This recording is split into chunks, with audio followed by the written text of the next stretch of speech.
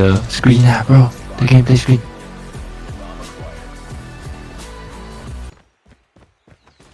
Alright, here we're back, and we're gonna go into SND here. SKAERI is going to have 5 men already, so this is gonna be more even match.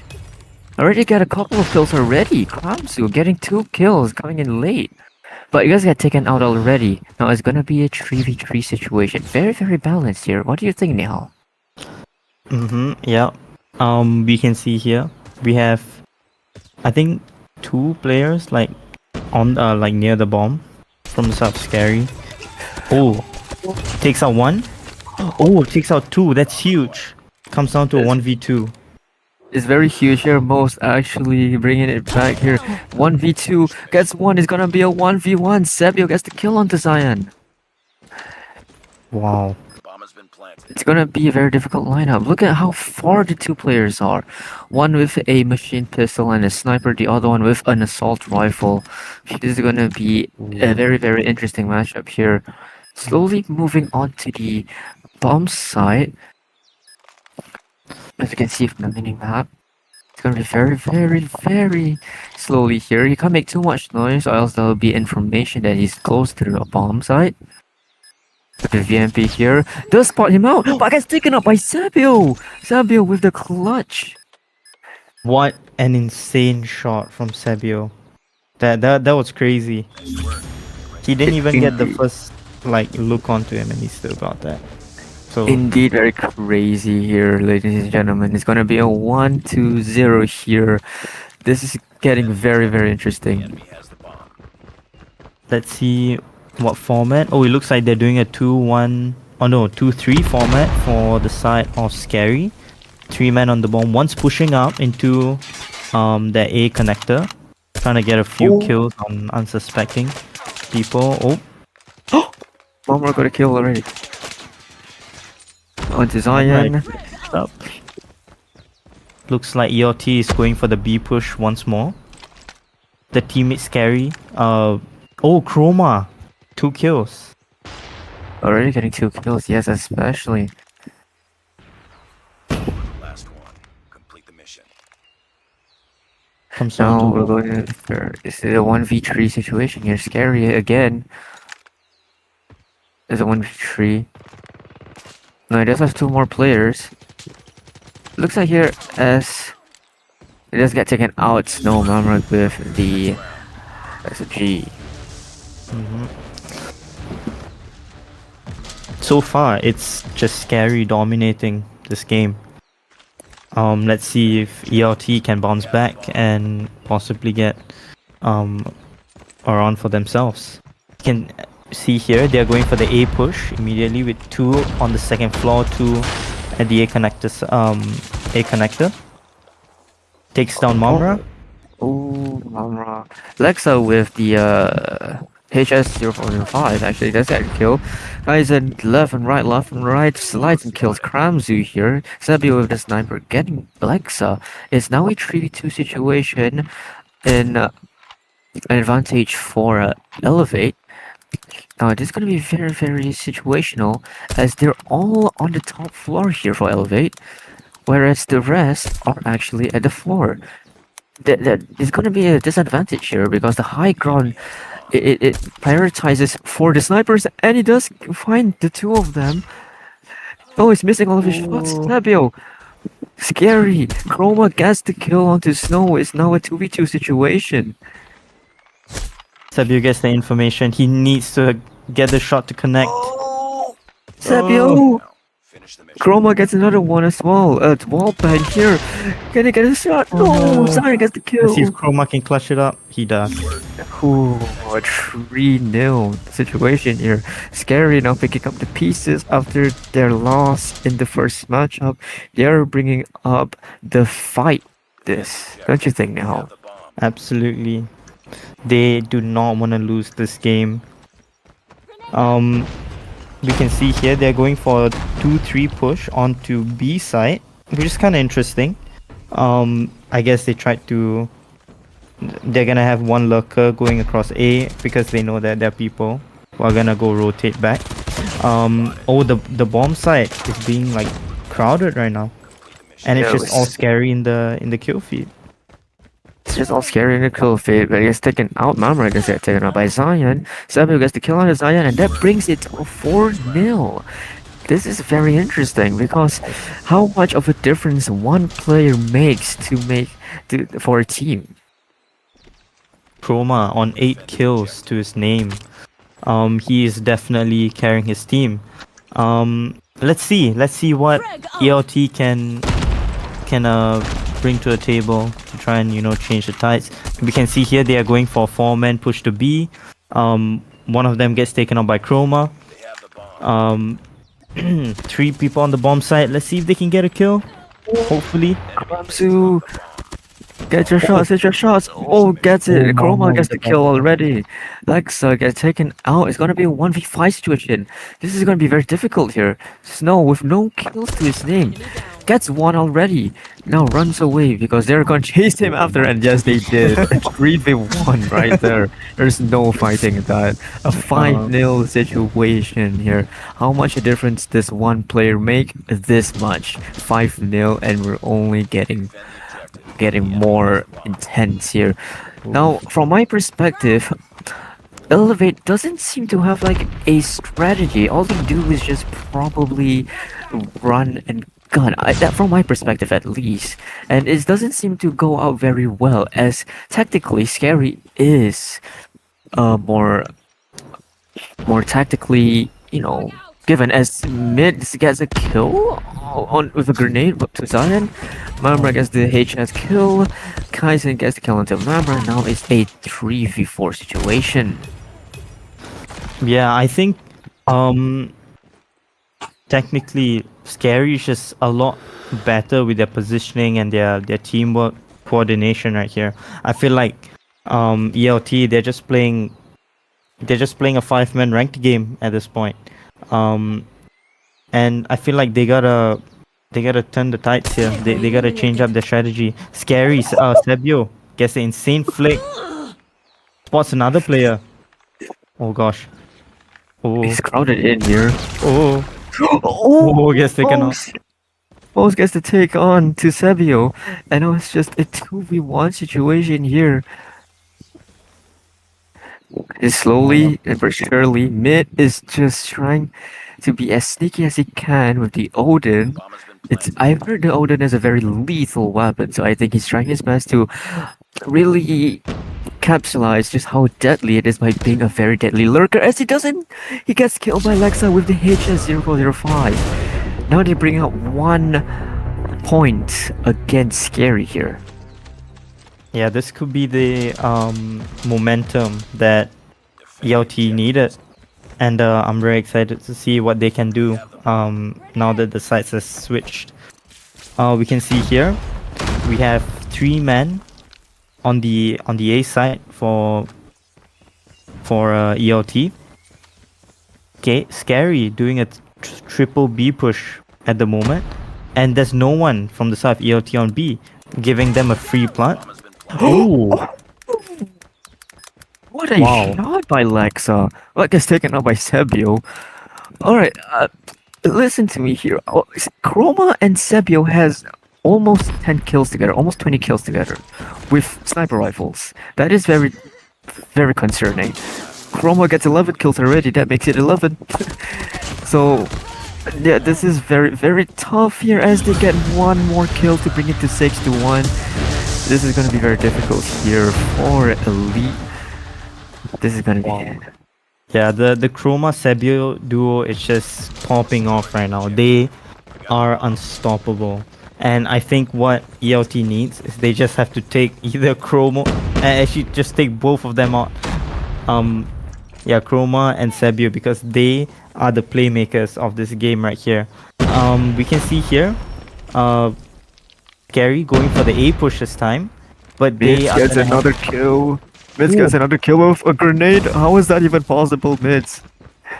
You are like this. He's just a discus player. He's just throwing grenades and somehow he gets kills. Mamra tries to get a kill on one of the players that's pushing on from behind. Gets the smoke grenade out and gets the kill onto Kaizen, and that brings it to a 7-1. What a matchup here.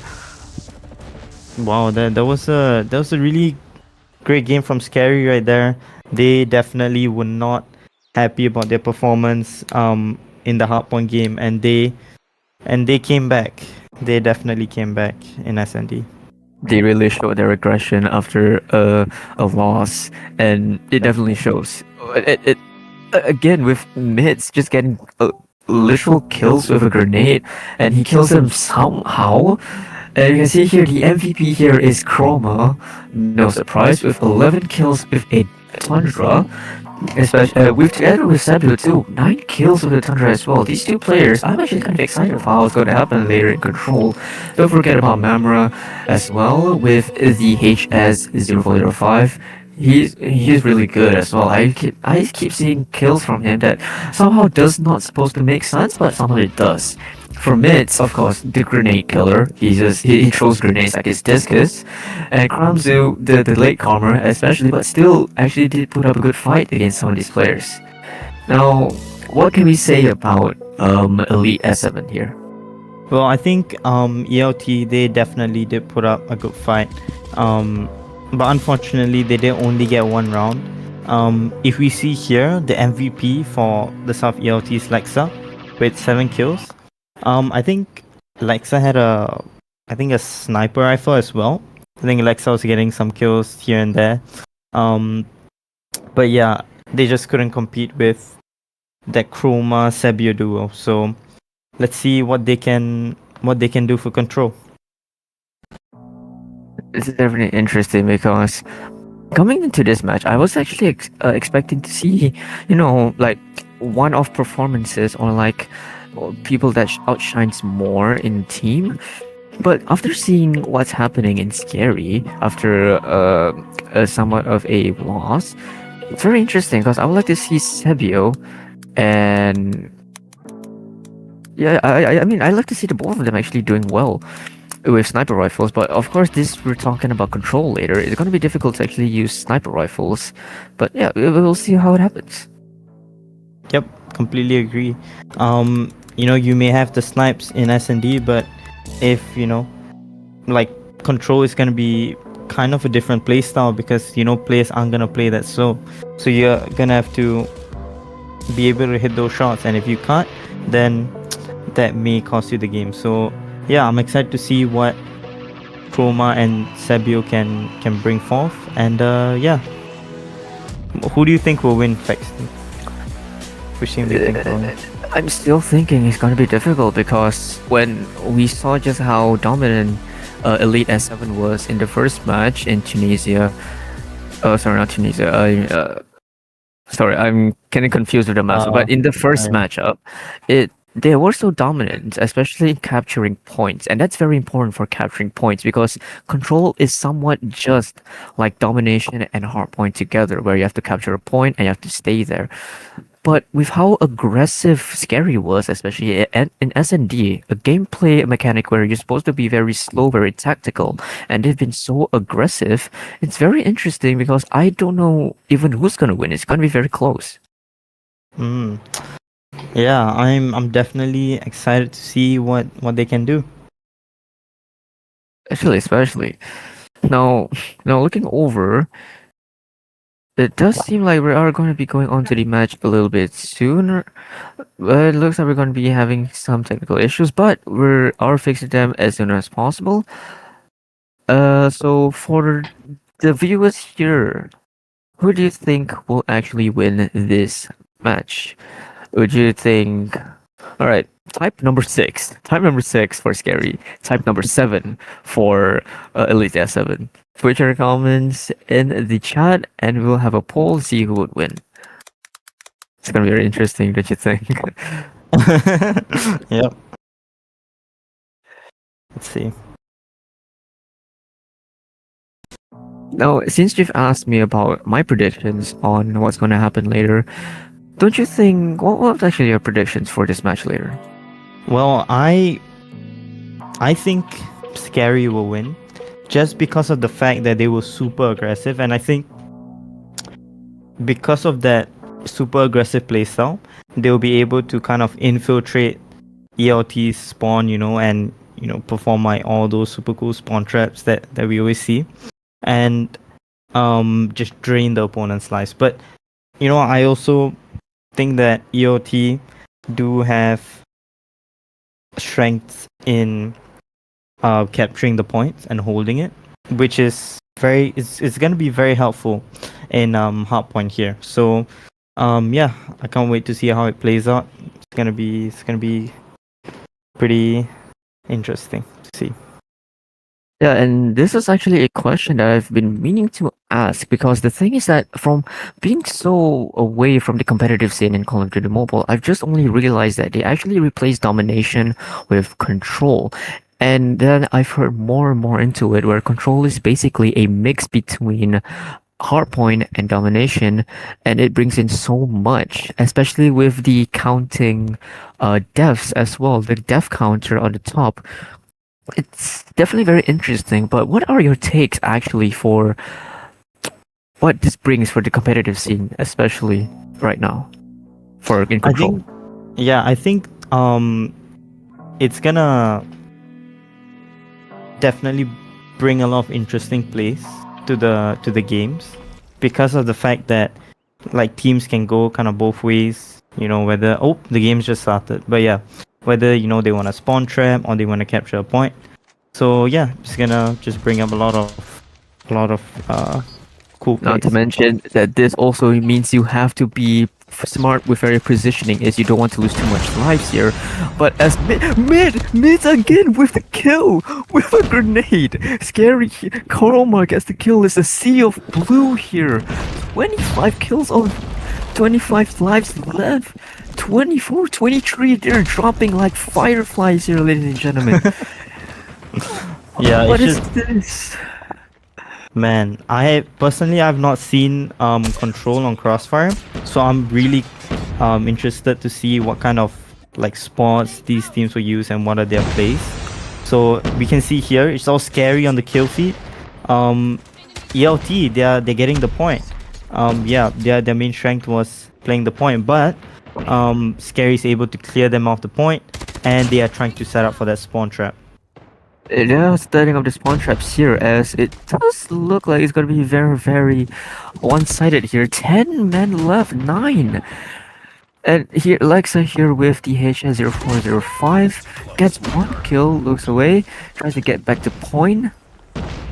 It does get it back, and they're almost close. They're on the third half of it, and they have captured it. Objective 8 lost, but only 8 lives left. They have to be very, very precise of where they're going, but it doesn't seem to be the case. SKAERI is just dropping them left, right, front, center. Kaizen gets the kill onto Mamra, but gets taken out by Sebio.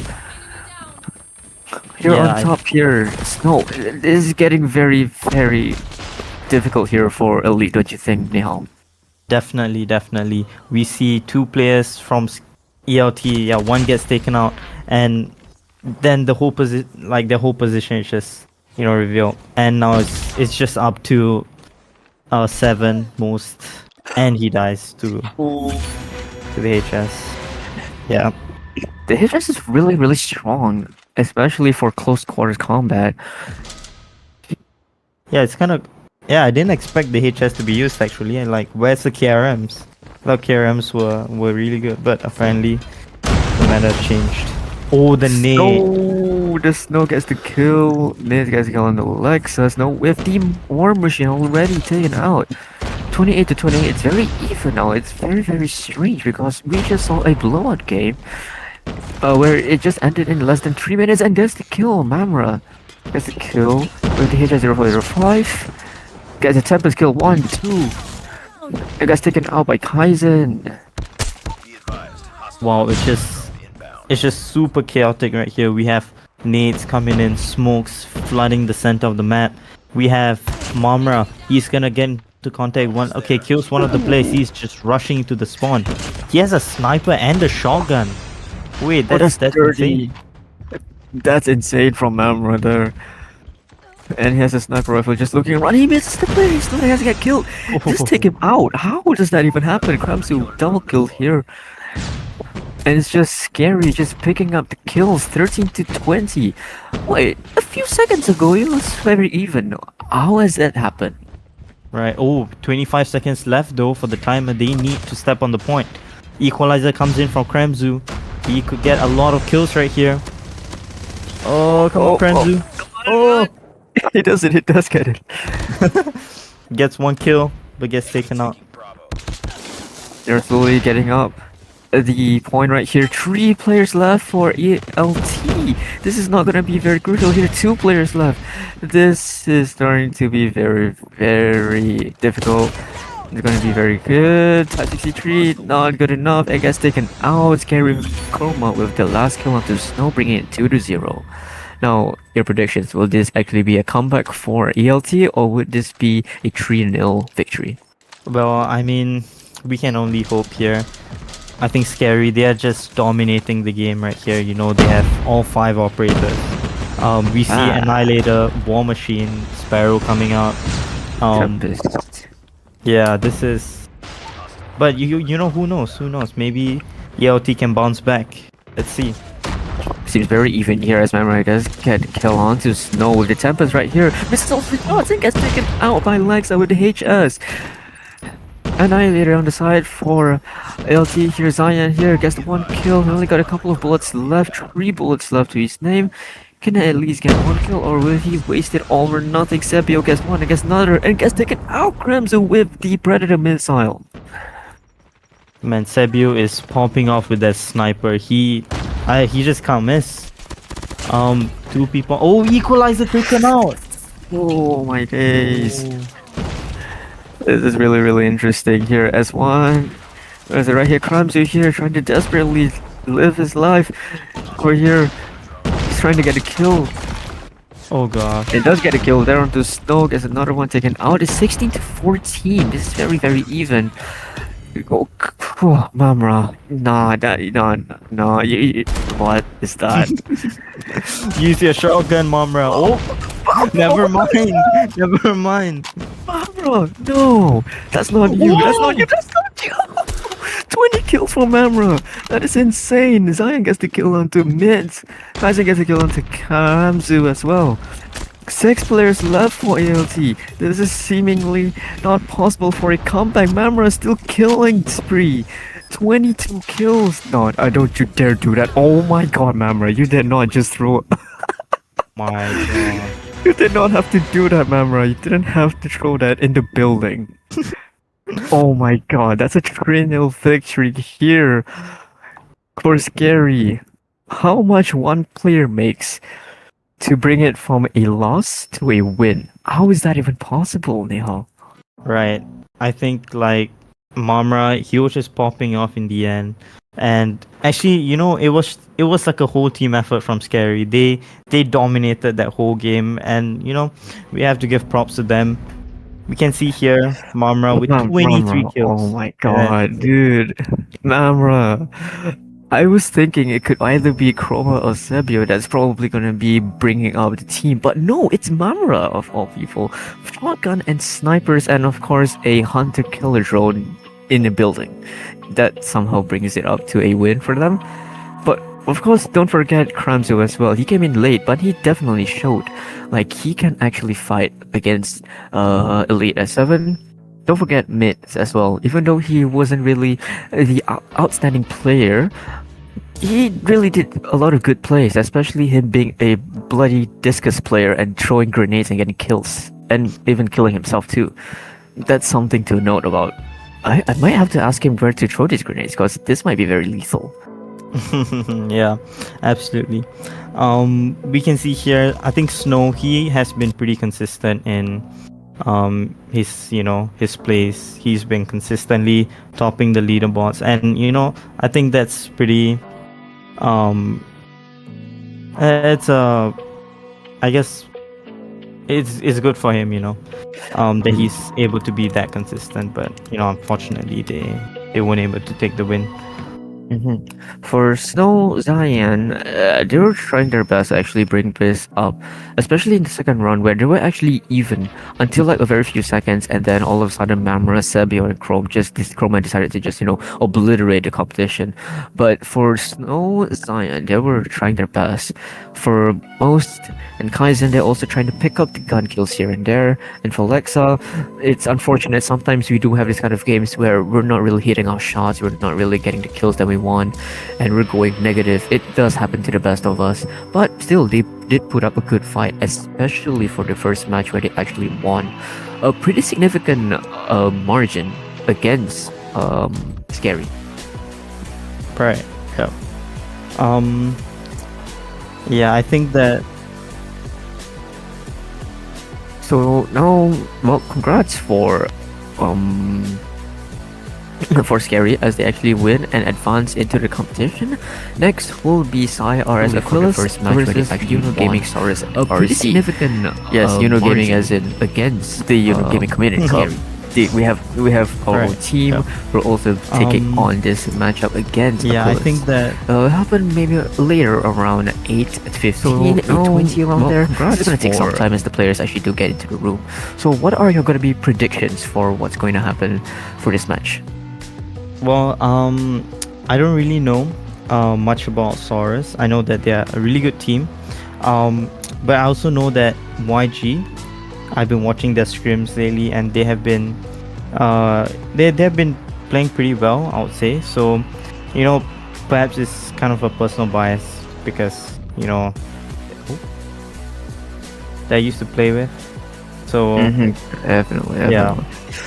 So for me, I'm kind of a 50-50 again for this one, as even though I've seen Saurus actually playing well in their scrims, especially for one of the players that does, with a sniper rifle, but I would like to see how Aquilus actually play as well. Maybe this could be a very tough match against snipers and whatnot, especially in for the side of Aquilus. So as we're looking into the team sheets here, Aquilus, SAI RZ Aquilus CZ, mouthful again, but I'm gonna call him Aquilus. These are gonna be the players. Rai is gonna be the IGN, Jello, Cell, Soya, Daibu, and Spidey. These are gonna be the players. And for the side of Yuno Gaming Saurus, it will be Lewis as its IGN. Scope will be the players. This will be the players: Scope, YT, Novio, Chrome, Seafly, and Yarza or Jarza. I don't know how to pronounce that, but still, these are going to be the players that will be playing later. And the player I was talking about with their sniper rifle is actually Seafly. I've seen him play. He got 50 kills with a sniper rifle in control. And you have to remember, 3 rounds, 30 players. That's about 90 players. So he basically nearly got, no, he got more than 2/3 of the entire opponents with just a sniper rifle. That's pretty Wow. insane if you think about it. that's insane. Yeah. But we can't just talk about one player. We're also gonna talk about the entire team. How is it gonna compare? Because if you have one star player in a very bad team, you're still gonna lose. It doesn't even matter. So if you only have at least 5 good players in a good team, that's when you win. Because sometimes teamwork actually is what's important, especially in Call of Duty. Yep, completely agree. If you don't have that proper team communication and that coordination, you're just not gonna get anywhere.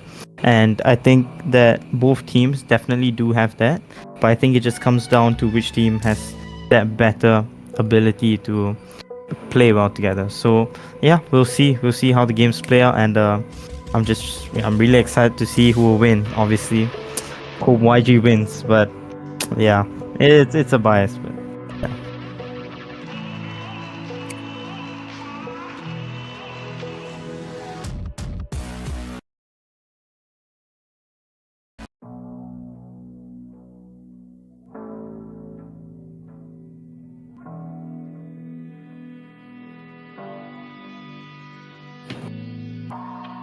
gonna be going into a B right back screen because we're gonna be switching casters here left and right.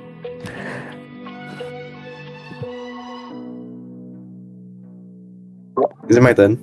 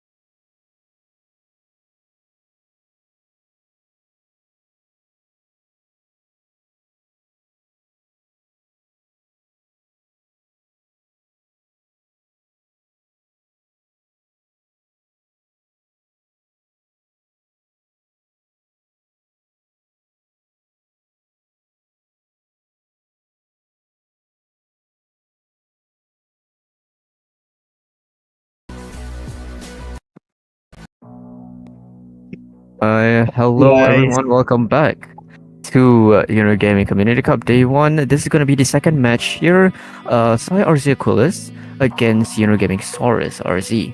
So yeah, with all 10 players into the room already, we're gonna be watching out for the gameplay later in Hardpoint. So what are your predictions here, Joseph? You know, I think YG Saurus has it good so far. They have been developing well under my supervision. But I think Aquilus would have the upper hand because, as we could see in an interclan tournament in Rosas, actually Aquilus threw them back and forth. They just threw them around. It was like a wrestling match where Aquilus had the upper hand, really. So let's see this rematch, and I really hope that Saurus could put up a good fight and surprise me. But I really think that Aquilus still has the upper hand. We'll definitely see later in Hardpoint. So your predictions for this match, would it be a 3-0 or 2-1? I based on think this it'll best be of a 3. 2-1. I think it'll be a 2-1 because Saurus really has a good game when it comes to search and destroy. I think that any team should be really wary of their strats in S&D. They know how to be passive, they know how to be aggressive, they know when to rush, and they know when to hold back. So the S&D will be a very serious gameplay.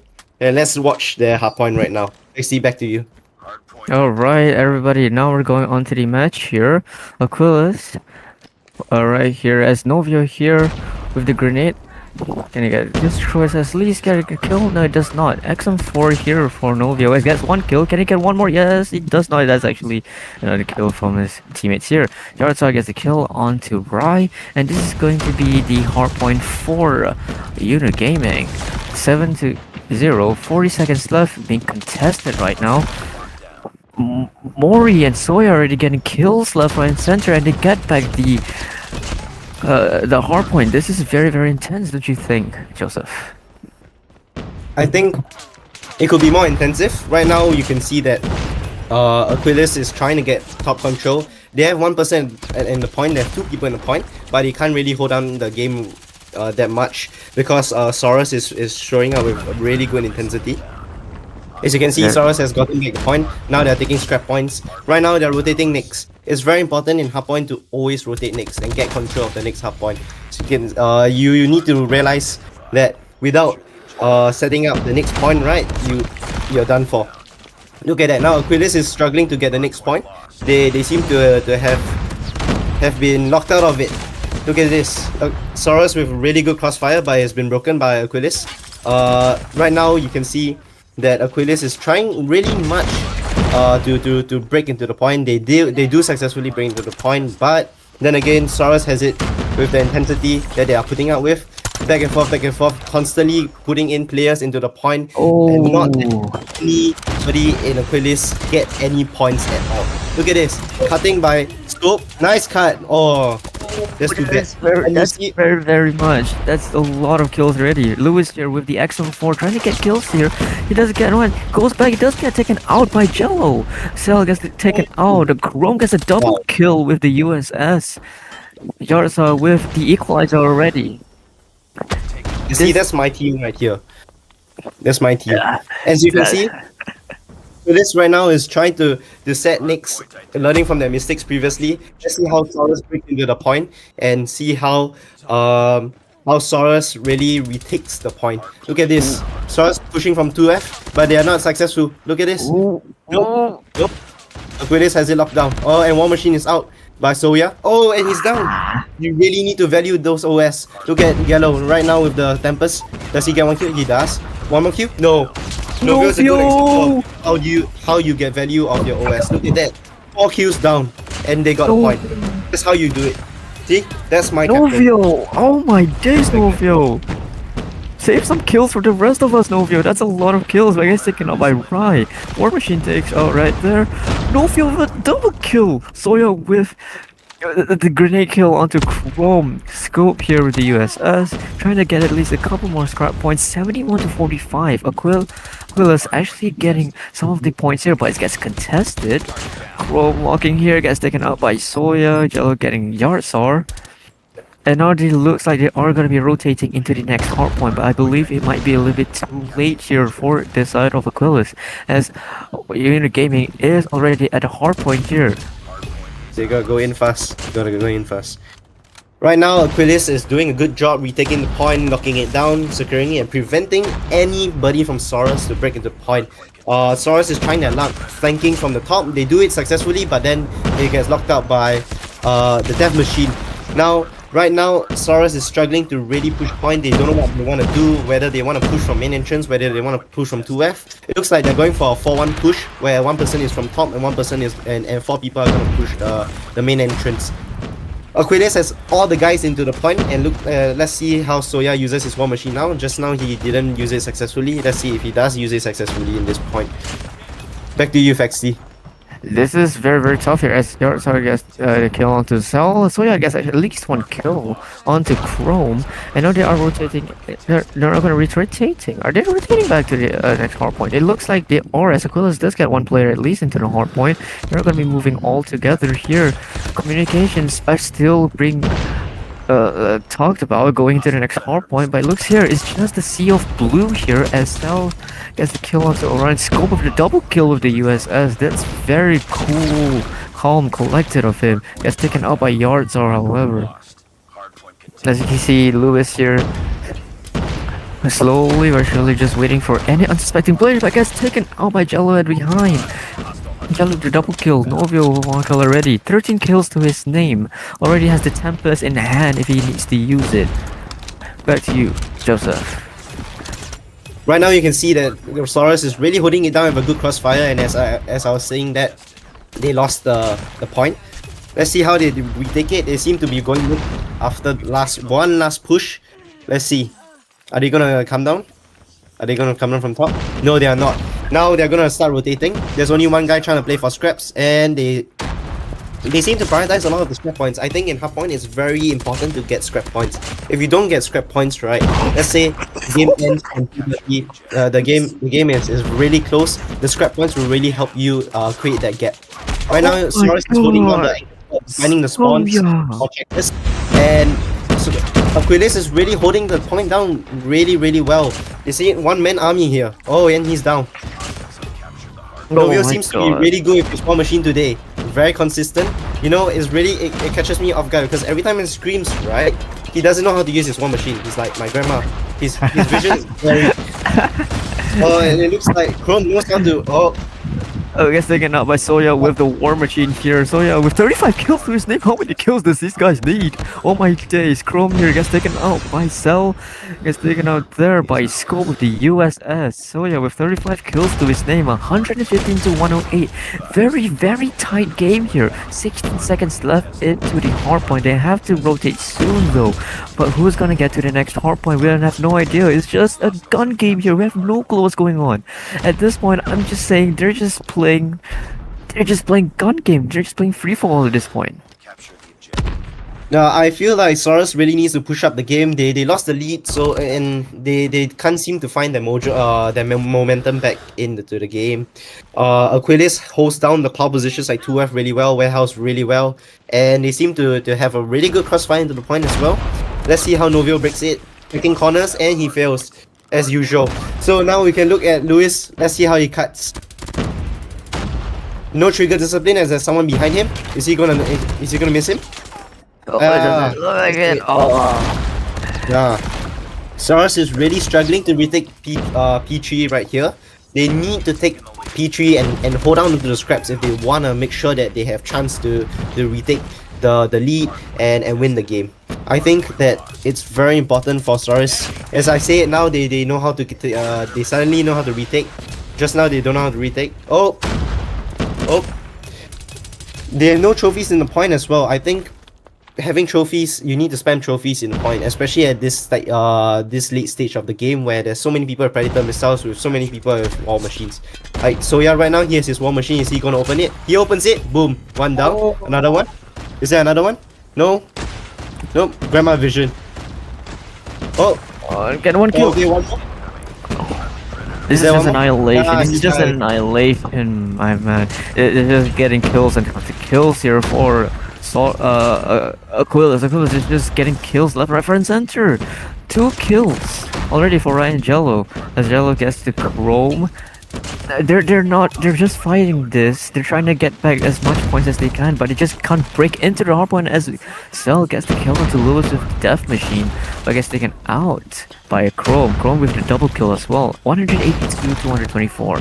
I can see that Saurus are fighting with a desperation to at least break into the hardpoint, but it's difficult to even do that. Nope.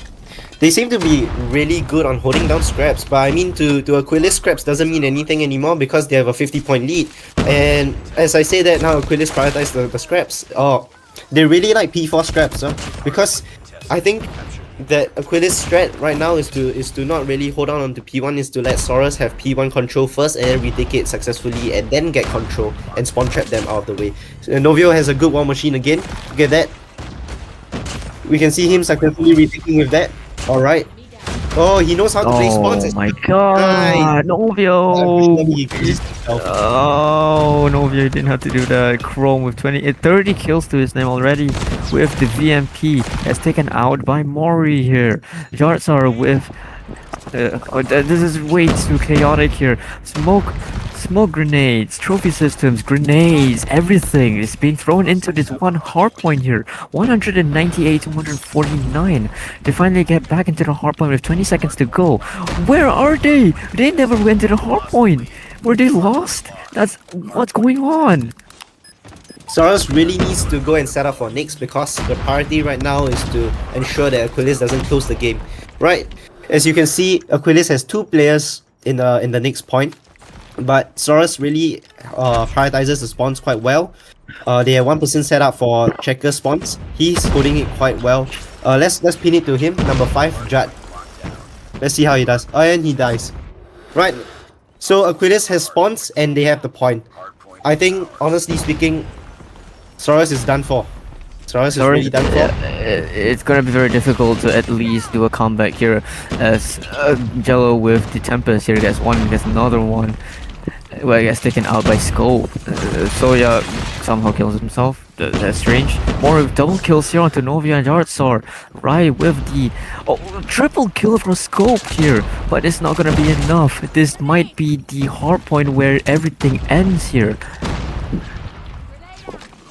I think that Saurus really needs to do something special, and unless there's a miracle, they seem to have the game out of their hands already. They have to look at S&D next.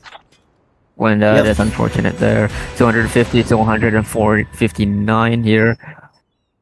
Aquilus really, I mean, Saurus did really put up a good fight, but Aquilus, with their tactical advantage, they actually know how to prioritize spawns and also how to rotate efficiently towards the different hard points, and it definitely was shown in this match today. I think that Saurus really had a good opening just now. Unfortunately, they don't know how to maintain their tempo, the momentum in the game. Once they lose the momentum, they have no resolution to get back their momentum, and that's probably the biggest weakness right now. If you're at the bottom, the only way is up, right? So Aquilus really showed some cool tricks right there. They know how to retake the hard point, even though Saurus locked it down at the start. And moreover, they know how to fix their mistakes. They know, okay, originally we weren't able to set up the next point fast enough. Let's do it for the next rotation. So you could see that they weren't fast enough in P2, and they quickly resolved that in P3 and P4, and so on. They did not look back, and that's something that Saurus can learn, is to not look back and to maintain that consistency even though you fall short sometimes. Yeah. Interesting. And I was looking at the results, and again, I'm shocked again with over 50 kills here for Soya, like 57 kills, 28 deaths against Yardsar's 40 to 39. It's something is you can tell it's tactically even more. It's more efficient to as a team to be together, because look at the difference here for the time in the hard point here. 58 seconds, 1 minute 43, 1 minute 8, all of them nearly getting into the 1 minute mark, whereas for Yuno Gaming, you can see here they only have about 50 to 55 seconds around there, with only Scope having less than that in 28 seconds. I think we can really see the significance in how they play hardpoint. Right now, Aquilus has so many people going into the point. Same for Yuno Gaming, but we can you can always see one person in Yuno gaming. There's stats in hardpoint, right? There's always one person with less than 30 seconds, and they need to really play that Olia system that their coach have been coaching them for. It's a good sign to see if all of your players, actually all 5 of them, are able to have close to 1 minute or more than 1 minute of hardpoint. As you can see, Aquilus, it shows that they know how to play the system well. But for Yuno gaming, it seems like that they're struggling to get the system straight for them. They always have someone lacking behind and struggling to play in the point.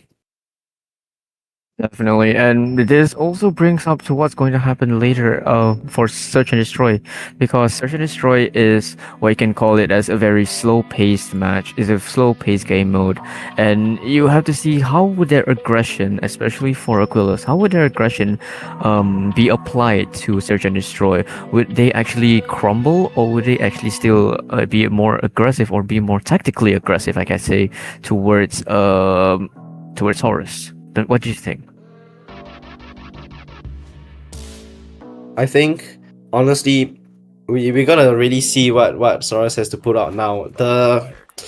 They seem to when they are down, they stay down. You know, they don't really find a way to get back up, and that's the truth.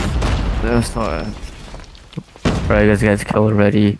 It's gonna be a 4v5 situation here. Yuno Gaming already got 4 players. They have 3 players left. They have 2 players left.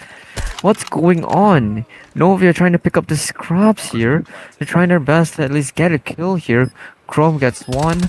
And now it's gonna be a 2v2 situation already. Novia gets double kill into Soya and Rai.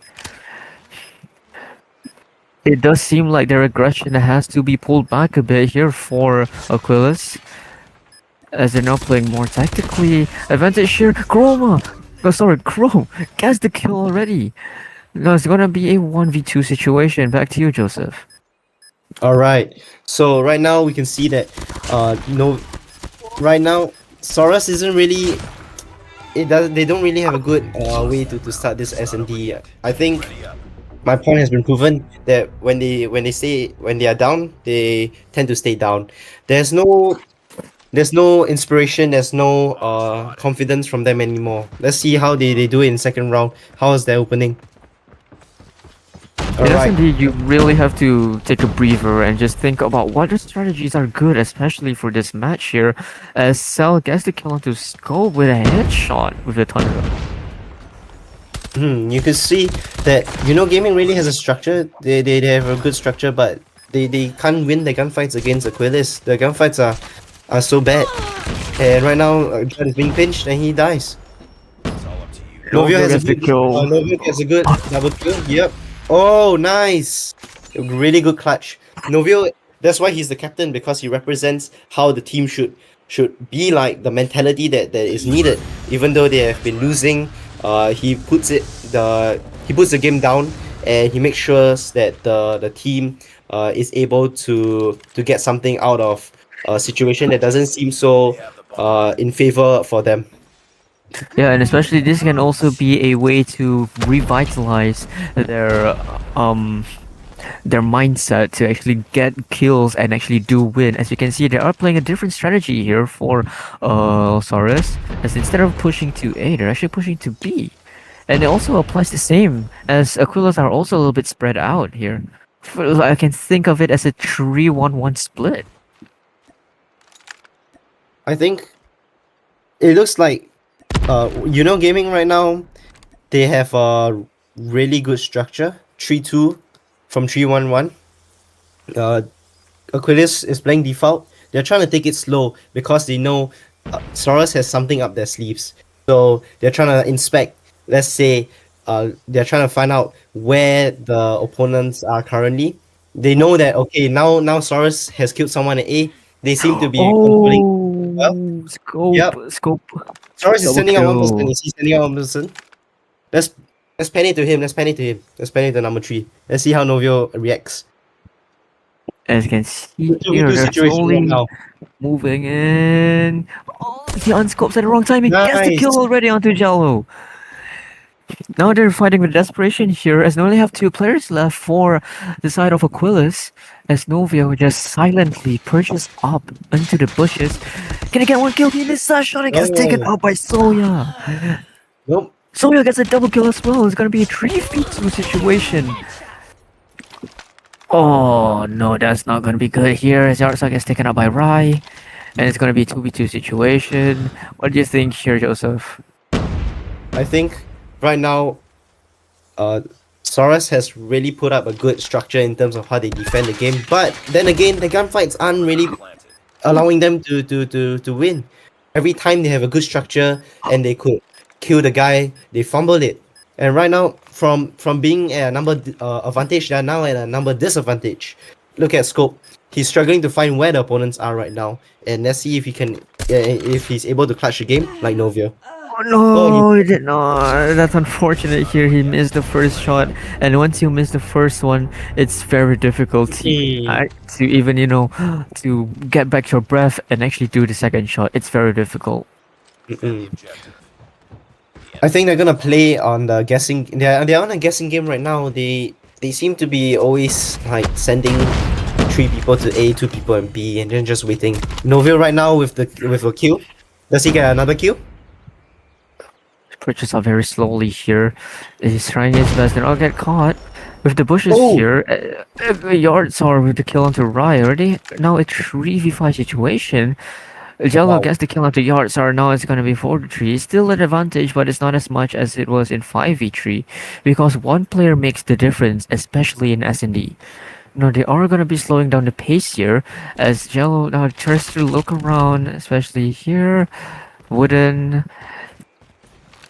It's very difficult here. It looks like Novio gets the kill to Jello. Novio is still perched up there, just trying to get at least an unsuspecting player. 2v4 situation here. I think Aquilus has lost this round because right now they are stuck in jungle. They can't get out of it because they know once they get out of it, they're gonna die.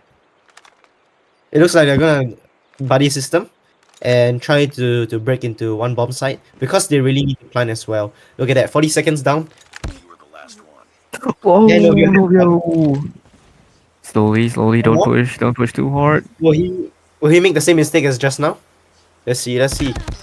Oh, No, he did it. He made a mistake again. Oh, this is gonna be a.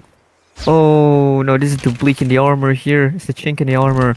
As Soya does get the kill. Can I get one more? He does not as Scope gets the kill. And finally, they bring it up to 2-2. I think Saurus really has a good chance of winning this SND and then bringing the game up again from control and closing the game off and beating Aquilus.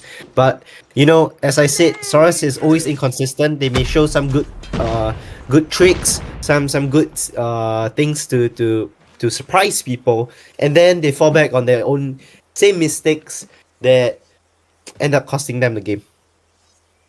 Indeed. And it does happen to the best of us, especially for what we saw in the first matchup at 7 o'clock, and it does show it as well here.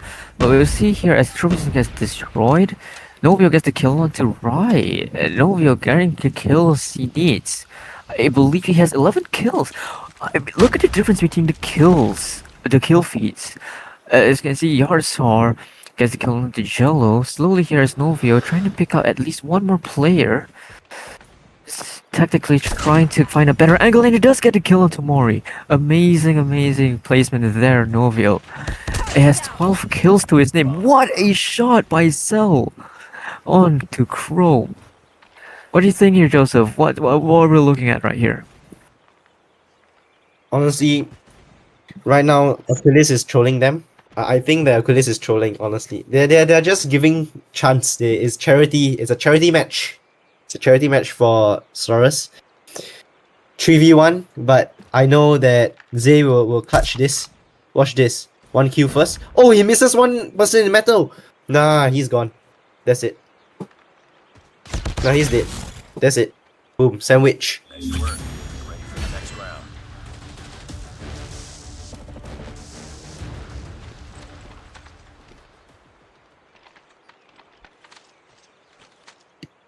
Destroy So this will be very chaotic here, as they bring it back to 3-2. Is this gonna be the same consistency for the side of Saurus, or will this be the same inconsistency we've been seeing? These two teams have been showing a lot of inconsistencies. It's a very messy match for both teams, and they don't seem to have a really good opening as well. Bomb has been planted. It's all just playing for the fun of it now, and to me,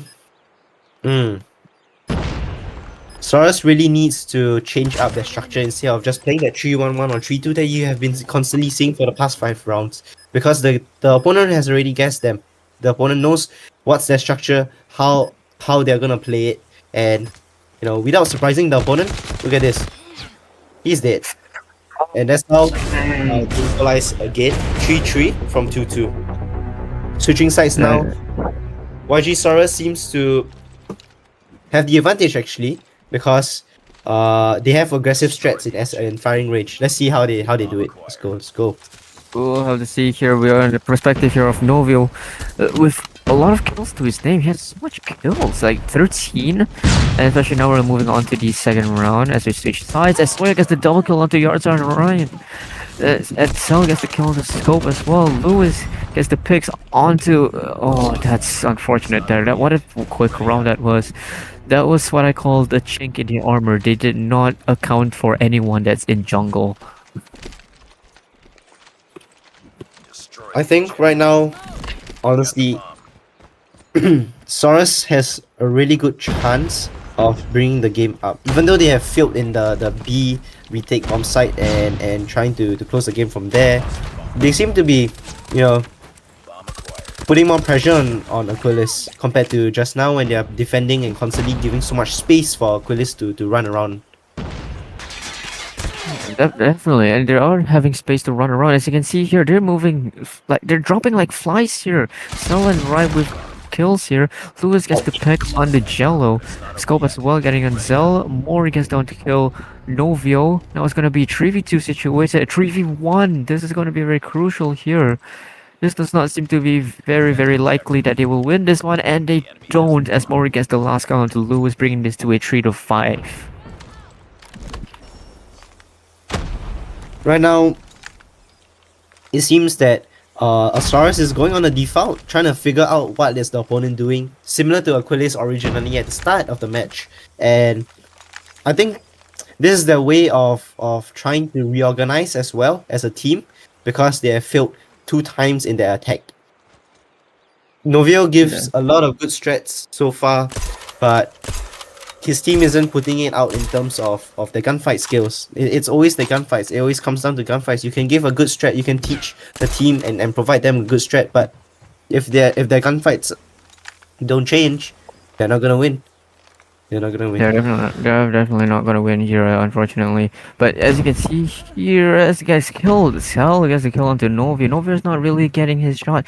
He's not really being slow with his movement here. As guy's taken out. Scope gets sniped off the game by Cell. Jello gets the kill onto Lewis. Says here, Chrome with only 3 kills to his name gets 1, but gets taken out by Cell with the machine pistol. Yardsaur, apparently the last player, is missing his shots. Can he get 1 kill at least? He's missing all his shots and gets taken out by Rye with the sniper rifle. What is going on to the side of Saurus here? I think Saurus is really complicated now. They're so confused with what they want to do. I hope that they can give a good round. They seem to be giving a good round. They're pushing A now when Aquilus is out in mid and B.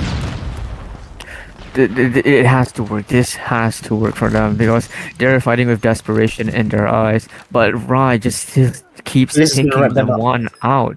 Novio gets the 1 kill wall banged onto Jello. Again, Novio, the IG. Oh, Soya gets the kill on the scope. Mori gets the kill on the Yardsaur. Yeah, this is not looking good. Yep. Oh no. This is going to be the end for the run here, ladies and gentlemen, and it is going to be the end of their run. 2-0 win for the side of Aquilus with a 7-3 win. A good fight from the side of Saurus, but it's not enough for them to win it. So, what do you think of what we saw, especially for you, Joseph?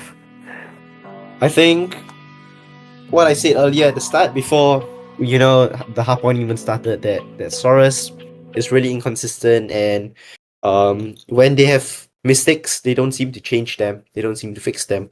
So it's important for teams to understand where they went wrong and quickly fix the mistake. Especially S&D, you have so many rounds. In this S&D, there was 10 rounds, but of every round, right, when they make a mistake, they seem to either try to repeat the mistake, or try to do something else, thinking they are trying to solve the mistake, but then again fall back into repeating the mistake.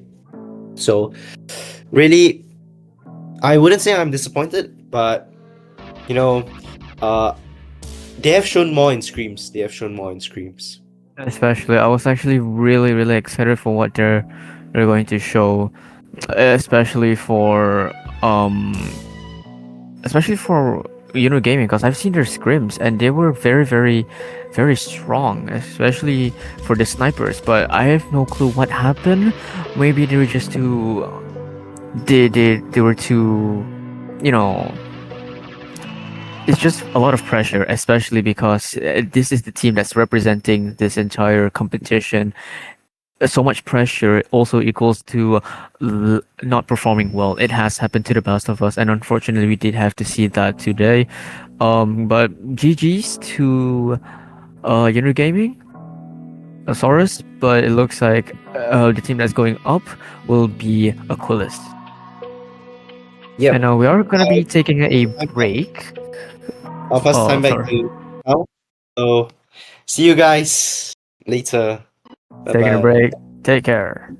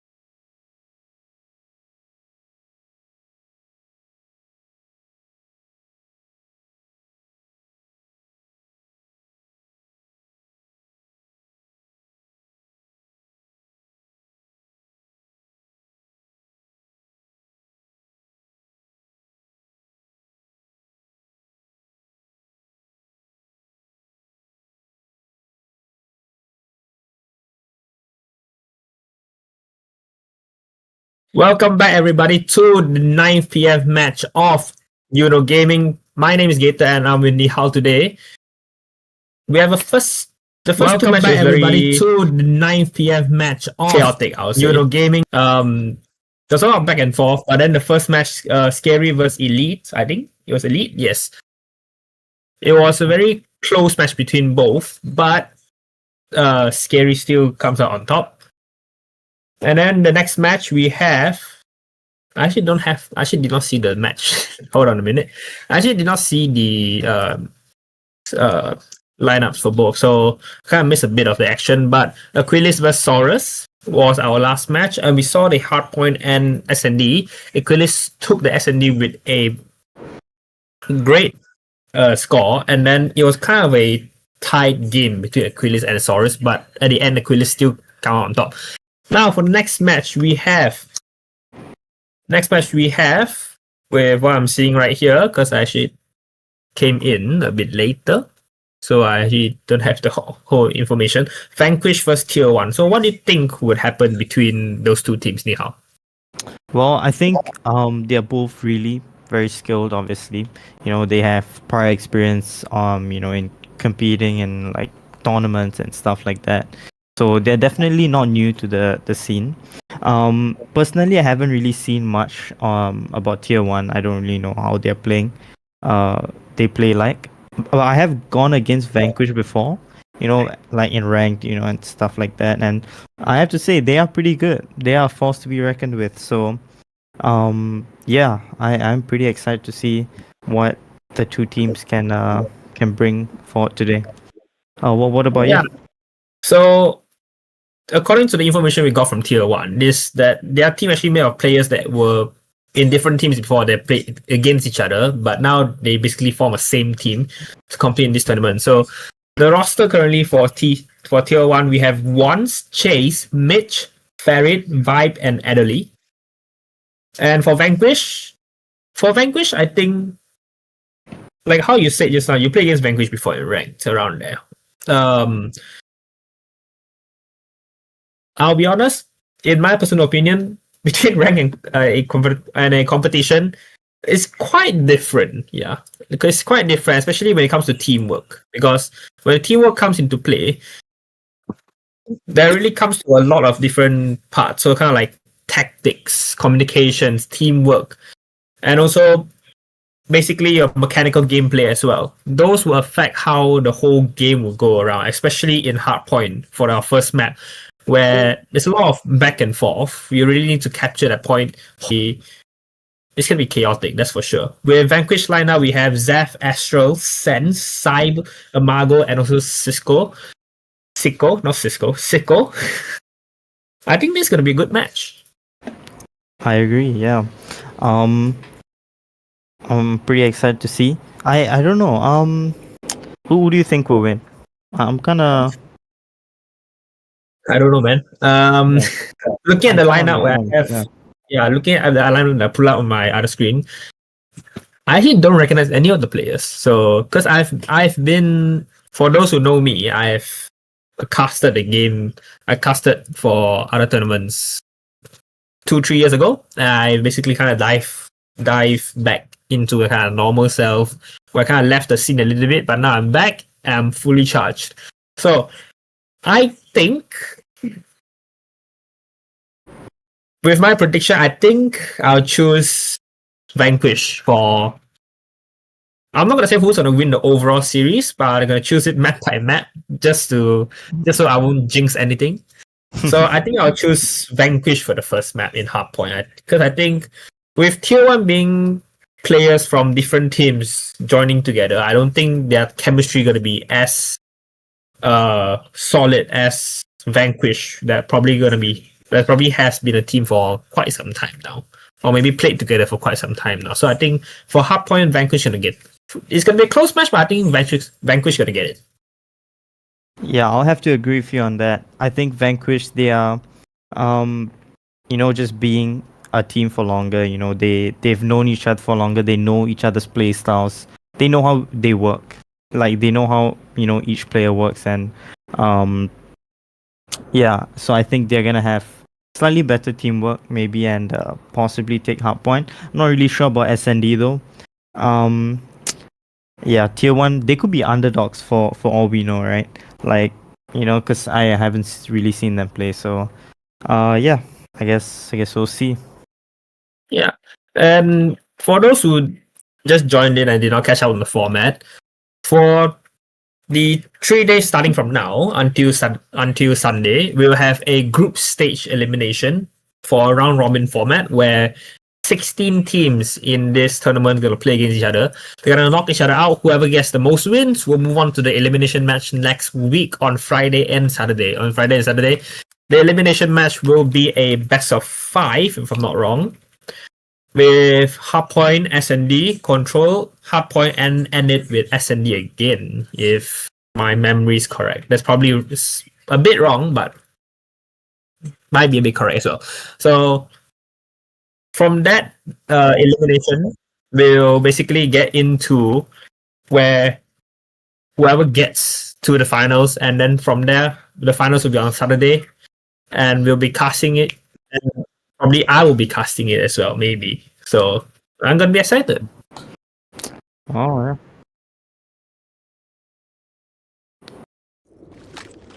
All right, so I What do you think the think, game Neil? is about to begin. Yeah. So Hardpoint identified. okay, so what do you think about getting to the finals? So we have 16 teams here. If you were to guess who's gonna get to the finals, which team would you say? Let's say is the top 8 teams. So which 8 teams do you think will get to the elimination rounds? Whoa, okay. That's a tough question. Wow, okay. Not gonna lie, haven't really seen much on some of these teams here. I think my eye is on E8 right here. I think E8 could potentially win. I've seen them play in multiple competitions before. And they've done pretty well in those. I think they managed to get top 4 in GM Grandmasters 8 and 9, if I'm not wrong. So I think that could definitely, like, help them. Just because of the fact that they're super experienced. So yeah, I think that's one of the teams I'm looking out for. And then maybe Vanquish as well. So I'm not Yeah, I looked at the game. I started already on Hacienda Hardpoint, but for some reason I have a little bit of an issue of seeing the game, so the producer gonna try to fix that for me. But however, Nihao, can you see the game?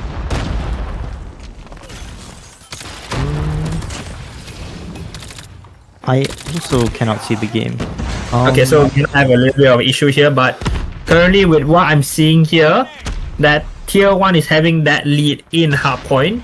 So I'm looking off the stream, so I might be a bit delayed. I gonna have the producers to kind of Taking the lead. set a little bit for us. Hardpoint locked down. Hardpoint contested. Hostiles have captured the hardpoint.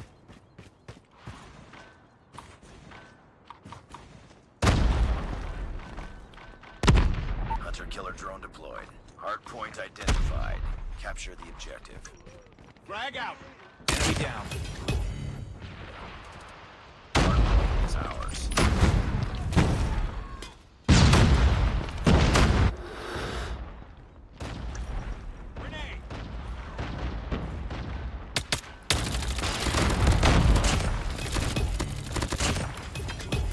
Hardpoint contested. Hardpoint contested. Hostiles have the hardpoint. Hardpoint locked down.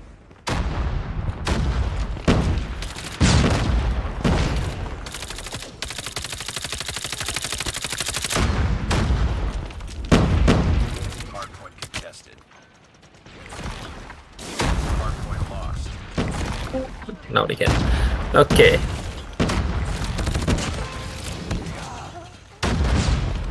Hardpoint is ours. Hardpoint contested. Hostiles have the hardpoint.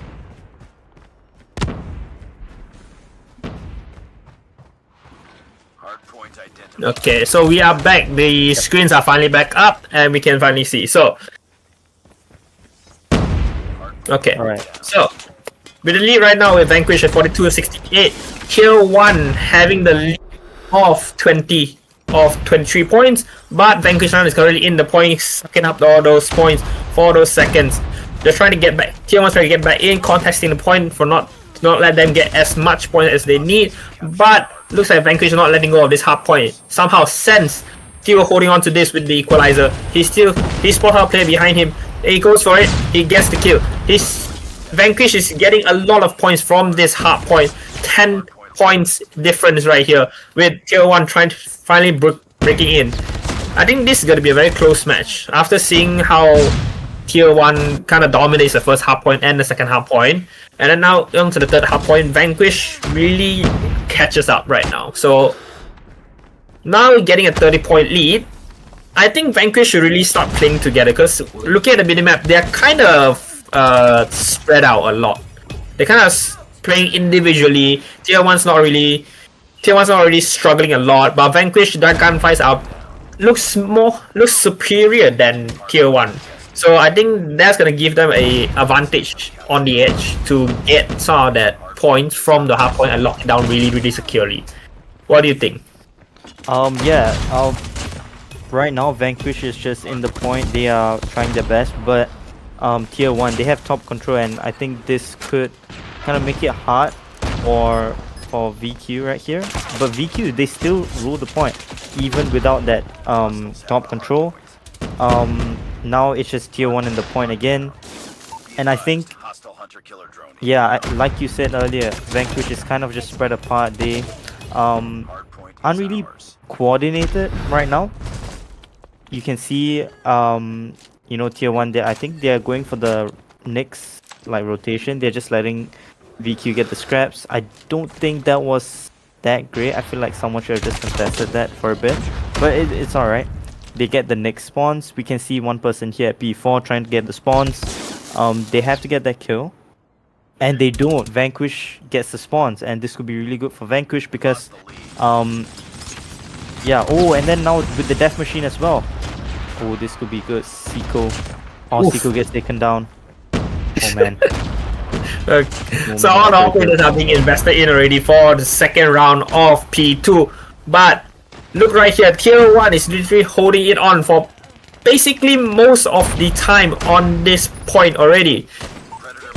Once with the annihilator, can he get any? No, he cannot. Spots one player, gets him out. The whole kill phase just filled with TierOne annihilating all those from Vanquish, but Vanquish trying to push back in 97 to 130. This is a very close match, but Vanquish still can't get in because of how strong TierOne is holding. Cisco get 2, but he gets taken out. Goes back to TierOne. Vanquish should really play together. They're just splitting up. TierOne already has a rotation while still holding on to that second point by only one player. If you look right here, TierOne basically has the upper advantage over the whole map. They have map control, they have the spawns, they have the preferable spawn for P3. Even though Vanquish got the 5th point here, they're still at a 40-point deficit. So they really need to get that whole third half point in order to catch up and get the lead onto TierOne. But TierOne just breaks in easily with just guns spraying out of the barrel. Coming in, Vanquish still trying to get in, but TierOne just doesn't let them. Vanquish finally gets in with some operator help, but would they hold it? Because TierOne, they have players in to contest the point, but he gets taken out with a grenade from the equalizer. Equalizer down, 1 kill. That's not really a good investment. I think Vanquish should really go into reputation now, because even though they are gaining scrap points from those scraps, even though it's only 10 seconds, 20 seconds, 10 seconds is not really a lot, but it really helps you. TierOne, look at the minimap. TierOne already has that 4th hard point locked down, and they have the preferable spawns as well. But Vanquish comes in from both sides, from mid and also from the front, and TierOne gets the hard point. They still locked this out. Vanquish trying to push in from the side of Ferrari, but they still can't push in. TierOne still locks it down so nicely. 180 to 130. That's a 50 point deficit for the side of Vanquish. They really should step up their game. They should really go for early rotations. They should really win. Other than just winning individual gunfights, they should really work together to win those gunfights. Even though one player gets taken down, they can have the second player comes in, trade it out, and still push into the hardpoint slowly. Yep, Like I said, TierOne still holding on to the point, not even giving strap points to Vanquish. They really want to get that 200 point mark as they reach it right there. 50 points left to go. Vanquish should really think of something to do. Yeah, I think Vanquish is just having a really tough time trying to make that push together. I think from what I've noticed, they just like, oh my gosh, what a kill from Vibes. But yeah, as I was saying, I think they just struggle to make those coordinated pushes that could, you know, really allow them to get the point, and they are kind of just aimlessly running around. Like, they have no structure here. You can see all of them are just on the first level trying to get into the point. They should have, in my opinion, like some people up the top to, you know, get that second level clear, and then you go into the point. Triple kill from the side of ones, and then yeah, it's just like just being highly contested, and TierOne still gets the point. 137 to 224. It's really not looking good for Vanquish, and yeah, they really have to long down this next point if they want to win. Yeah, with the side of TierOne having 234, they just need 16 points left to end off the game. Vanquish has the second half point hold down, but can they really hold it down? Sicko gets knocked off of his Tempest, coming in with Saiba with his Sparrow. Can he make it a good investment, or will he die with this? A smoke coming in as a smoke string to cover up all the details. Use the rest of the arrows from the Sparrow. War Machine coming in, but it gets traded out. Vanquish still holding on to that point with Sicko with that Death Machine. Turns around, gets 1 kill, 2 kills, 4 kills in total, wiping out basically most of TierOne. He's still not letting anyone in with that Death Machine. Holds on very tightly, pushes out onto the waters, kills, gets 1. Vanquish is really trying to not let TierOne get any of this. But look, if you look at the minimap, TierOne, 4 players already rotating onto the third half point. Vanquish still has 3 players on that second half point to hold on to scraps, while only 3 players rotate. 3 other players rotate. So I think that's a late rotation coming in from Vanquish. They should really increase that a little bit more. EMP coming in from the side of TierOne to get all those operators off, but Vanquish breaks the point, gets in. 194 to 239. They really want to get to the 200 point mark. What is he shooting? And was just shooting the ground. Vanquish is holding this. Yeah, absolutely. I think Vanquish has done a good job. Oh no, but Control has now gone back to TierOne. Vanquish, come on guys. You guys gotta bring out your operator, just throw everything into this point. Do not let them get any scraps. This contest! This is a very smart play by Sicko right here. With that he's just playing life in the point, and that allows them to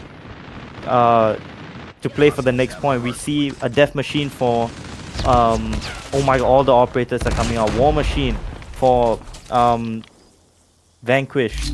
And TierOne gets the win. TierOne really saving up those operators for that last hard point for them to push over the limb, to push all the way over into that finish line. Really good display of mechanical skills, operator skills, and also utility use. They use the smokes really nicely. They use all their scout streaks really nicely with that Predator Missile, EMP coming in halfway through the match. So I think that was really nice. With the results coming in on the side of TierOne, we can see 43 players over 40 kills and above. That is just insane. Wow. Yeah, I mean, I think if we look at if we look at tier 1, we can see that all these players, like all of the players, have at least 1 minute on the point, and I think that's kind of what led kind of what gave them the win, is that every time like the point wasn't occupied, like they would try to occupy that point, they would not give up a single second. But that being said, I feel like we also have to give props to Vanquish, because they, like, at one point they were at 130 to 200 or something, and they managed to close that gap up so much, and like it was that last minute lock-in that that led to that, but unfortunately they still lost. But it's okay. Yeah, coming in, Vanquish really narrows down the deficit between both teams in that third hard point, but still very smart players were coming in from, if I'm not wrong, it was Sense, who basically, knowing that they're gonna lose on that third hard point, he runs in, crouches down, doesn't take any fights, hides in the corner, just contested it so that TierOne doesn't get any point. But unfortunately for them, Vanquish did late rotation over to the fourth hard point, which inevitably got them lost them the match because of how many operator skills that TierOne was saving up for them. So we're gonna move on to the next match, SND. What do you expect from SND after seeing that first match? Because my predictions were wrong. I thought Vanquish was gonna win that, but then TierOne dominated over that match for basically most of the match. What do you think would happen for SND? Well, I mean, SND obviously is a lot different from Hardpoint. I would say it's much more tactical and has a much more slow gameplay to it. So I think, I don't know, it could be anyone's game, honestly, but maybe I'd say Vanquish will win this, because their gunfights are, I think, slightly better, and I think for SND it kind of comes down to gunfights as well, because you can have all these shreds and stuff, but it's really the gunfights that kind of win you the game. So, well, what do you think, Kit? Yeah, I think we just got confirmation that SND was a firing range. With that kind of gameplay, I think on firing range with such an open map for SND, especially mid with such an open map, B side will be more of towards a compact kind of close range game gunfight, and then on A side kind of like the long range gunfight with that long strip of range to plant, and then you have white, and then you have the armory at the back to play with. I think this is gonna be a close match. I'll say. Do you want to make any predictions of who wins this match? I'm thinking Vanquish. You thinking Vanquish? Yeah, I hope they can win this. Then we could go for a control game. But yeah, we'll see. I think we're going to. I think for this we're going to overtime. I predicted Vanquish for the first one, but I really think this is going to be going to overtime. After seeing that gameplay coming in from Hardpoint in Hacienda, I feel like it's going to be towards overtime. It's going to be harder to see because of their gunfights are very good. TierOne is really good at holding a site, especially if they are on attacking. If they have the bomb down and they hold down the site, I think they're gonna win that. I think they're gonna win attacking. But then for Vanquish, they're really good at working as a team after some mistakes. Like as we see in Hardpoint Hacienda, the first couple of hardpoints they really played individually on individual sites as well. But once it gets to kind of like the 150 to 200 point, they really worked as a team. They really broke the hard point, went in, guns blazing. I think I'll choose TierOne for this SND match in fire range, because honestly, from what I see, I think it all comes down to their mechanical skills, whether they are able to use that sniper properly on A side, whether they can hold down mid so that no one can flank them, whether they can prevent them from getting into the site, or maybe prevent the defenders from preventing them getting into the site. So I think there's a lot of opportunities coming in. Really nice to see what will happen between them. Yep. And on that note, the game is about to start, and oh man, I'm really excited. yeah, I really want to see those sniper actions.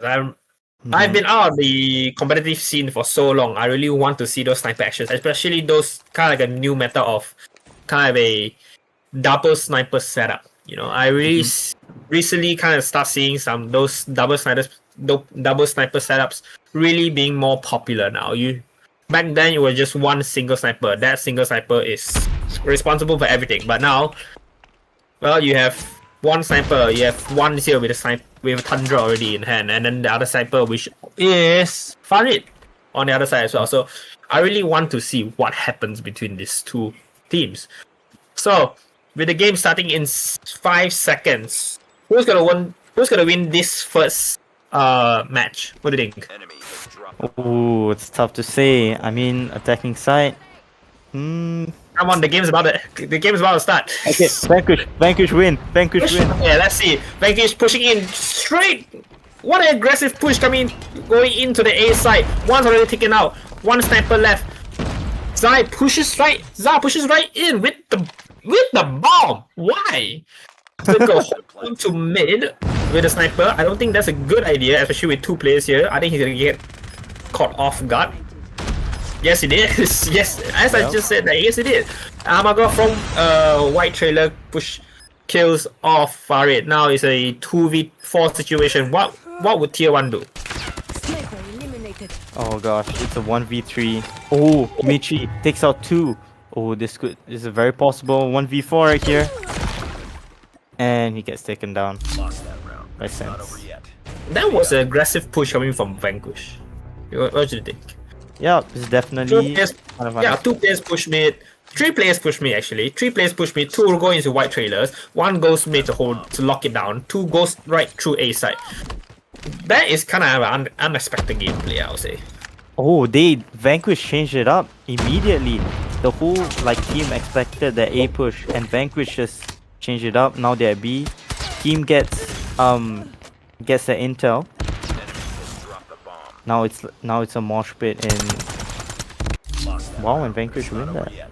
Ready up. That was I the feel fast round. Vanquish are gonna going the opposite way today. Yeah. I predicted Vanquish gonna win half point. They lost. So I predicted that TierOne's gonna win SND. Let's hope they do not lose this one because I really want them to win this one. Let's see how would they preserve through this remaining match. Vanquish changing up their gameplay throughout 3 different rounds with 3 different gameplays. First round going rushing A side, second round rushing B side. Now just playing default, staying in base. That's a great start.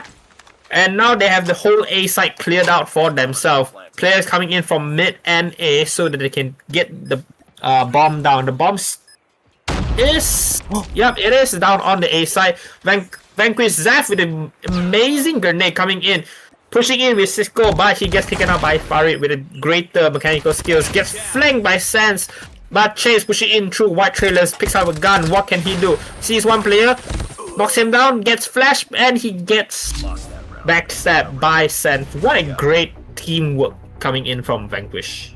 I agree. Vanquish have definitely stepped up in SND. They are playing a lot more coordinated and as a team, and that's really nice to see.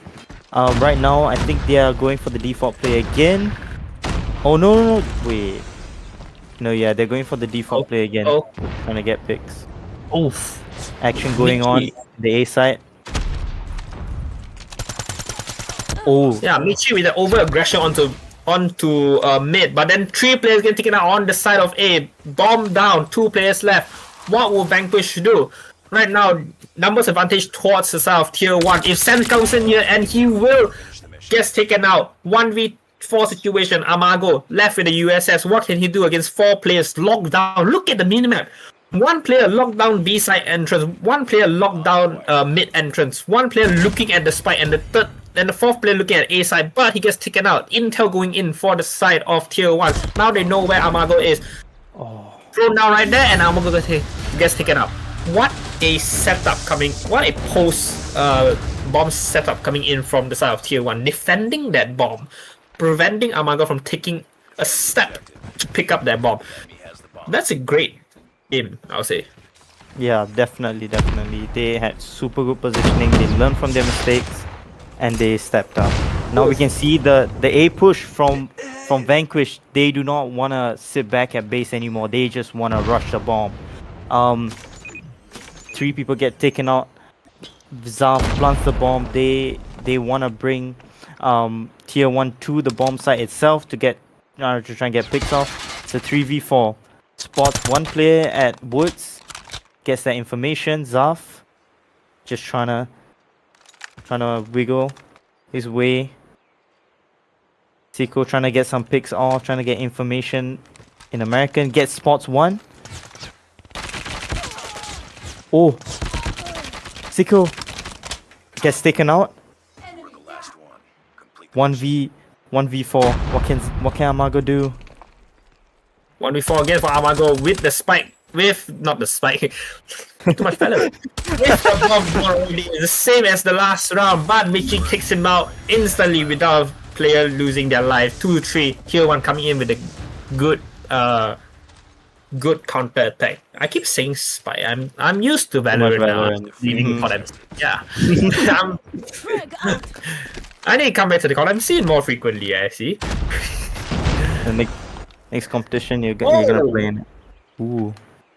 A nade coming in from Ferret. No trophies placed down for the side of Vanquish. I don't know why. Why none of them are playing trophies, which is kind of odd when you're playing SND, because those trophies really save your life, especially when Sense like that got taken out by a nade. A nade coming in from the spawns of TierOne. 3v2 situation.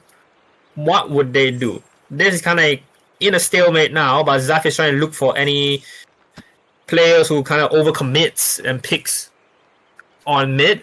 But South TierOne, they're not really falling for it. Yeah, TierOne is just playing really safe now, and this is working out for them really well. South spots one player jumping near metal, doesn't get the kill. He prepares the nade. Grenade out. Oh, I think he cooked it for way too long. Doesn't connect. And yeah, this is just really slow gameplay. But I think Vanquish, they have to watch the timer because they have to plant the bomb. I think the play here is to just rush the B bomb because picks off 1Z. It What looks an like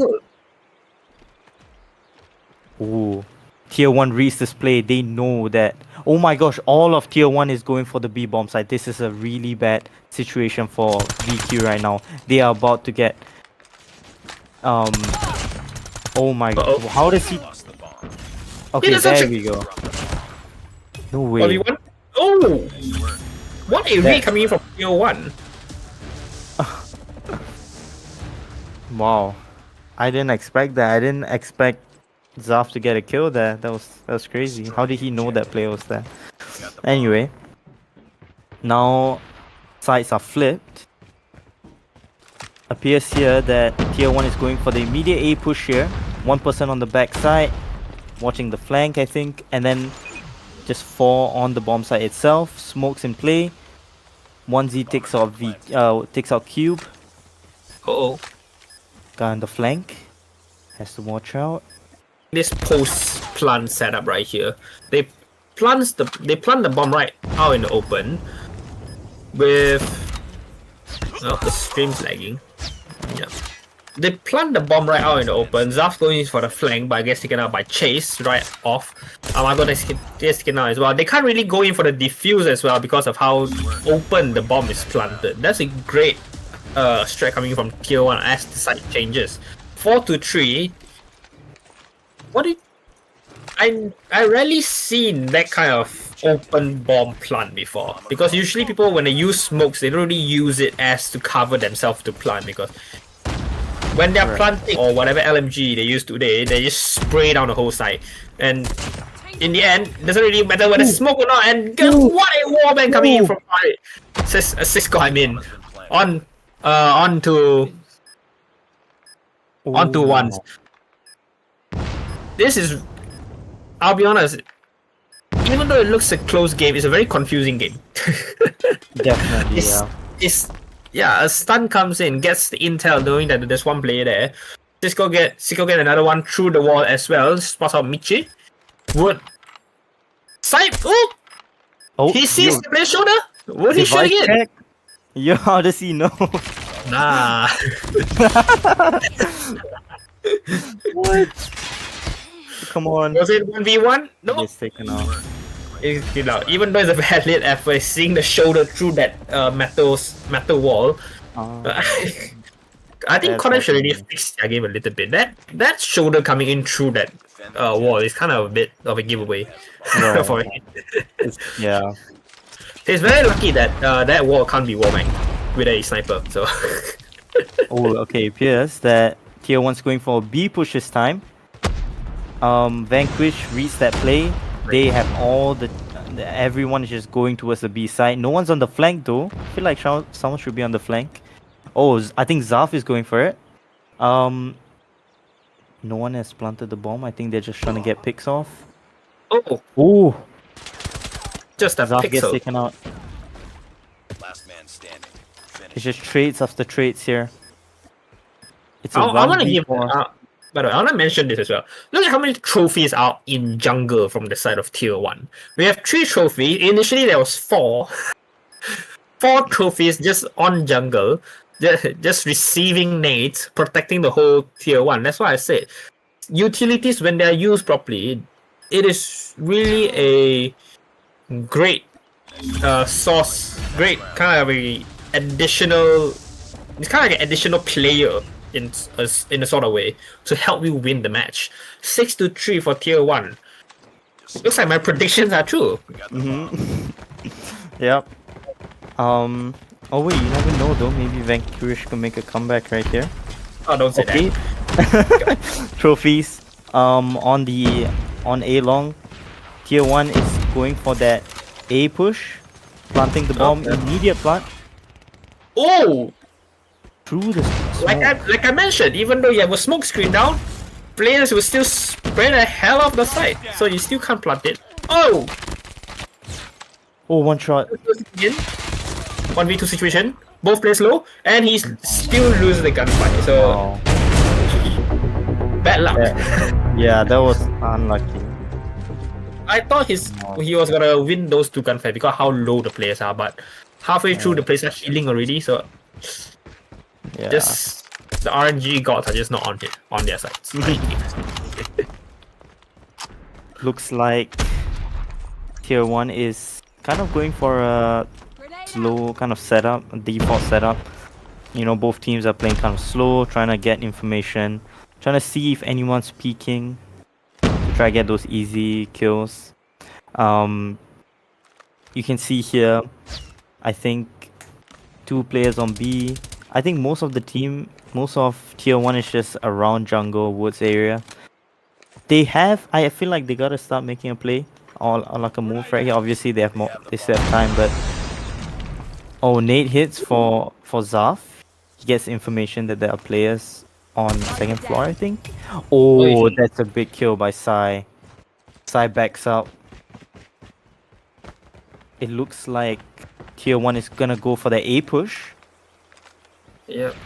17 kills coming in from Farid with his sniper. What a player. With the snipers are more smokes coming down, going in for the open plant. I think they're trying to go in for the open plant, but they can't really go it.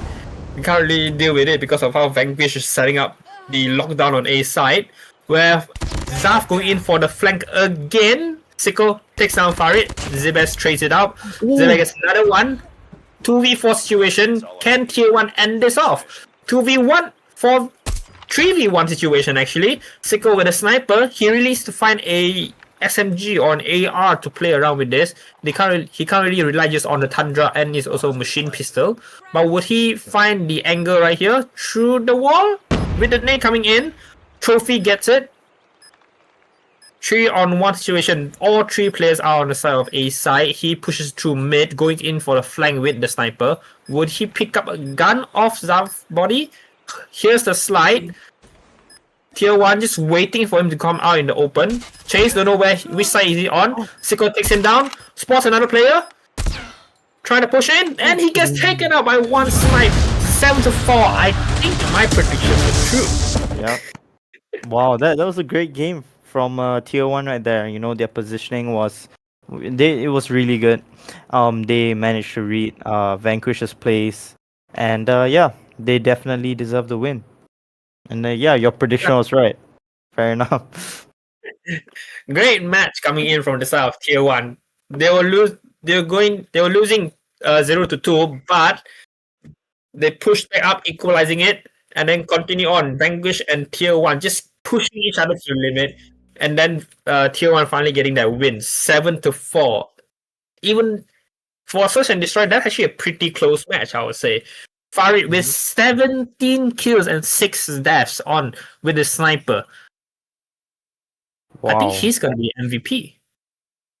For not with that kind of sniper skills, we can't really say whether they're gonna be MVP or not throughout the whole tournament, but I feel like with the results he's been putting up, I think he might be one of the players to look out for throughout the whole tournament.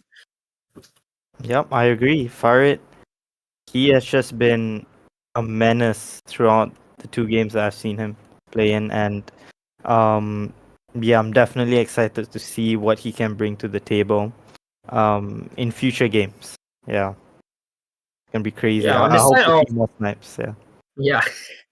On the side of Vanquish, I would say their players don't really look the best when it comes to hardpoint, but they can really lock down the site. That's for sure. They can really lock down a whole bomb site, preventing the plant or even delaying the plant. 11-11 coming in from Amago, 10-9 from Siko, 7-8, 4-9, 4-8 for Saib, Zaf, and Sense, respectively. On the side of Tier 1, Farid, of course, 17-6. Once 11-8. Both snipers on top with positive KDA. Vibes with 10-5 and 4. A support player coming in. A very crucial one. Same as Saib. Saib with 5 assists, 7 kills, 8 deaths. You know that the player is a good support player when they have a decent amount of deaths with kills and assists racking it up as well. Chase 3-7, mostly I think he might be the one planting the bomb most of the time. And 4-10 from Michi. Michi is kind of like that player, kind of like that rogue player where he just runs around the site. That's what I saw during the match. So this is a very, very good matchup, I'll say. Congratulations, first of all, congratulations Tier 1 for winning this match. Yeah, congrats. For winning this group stage. I think my predictions might be 50-50, I'll say. Vanquish, I predicted Vanquish for the first match. They lost. Unfortunate, because I really want them to win, even though it's a close match as well. And then I predicted Tier 1 for the second match. They starting it off, they look like they are losing, but then they kind of came back and kind of push it forward. Yeah. Fortunately, I was rooting for Vanquish, but they didn't pull through. But it's alright. I mean, I think Vanquish still played like a really, really good game, and you know, props to them for putting in their best effort. You know, especially like in the hard point game on P3 where they totally locked down the point. They had that lock-in moment, and they managed to close up that deficit by a lot. So yeah, I think that was a really valiant effort by them, and yeah. Yeah, so next match coming in, we're gonna have SRX Prestige going up against No Fear. With the information we have currently, I think most people here already knows who is Prestige. Garena Master 6 top 7, Garena Master 9 top 6. Very, very strong team getting into Garena Masters and also getting that top 8 spots, you know. And then for No Fear, it's a combination, according to them, it's a combination of players from the team Nocturne and also Fearless. So what they did was basically they took the first couple of letters from their name, put it together, No Fear. That's their team name. I would really want to see them play. So let's head on to also a short break and we'll be right back with the next match. See ya.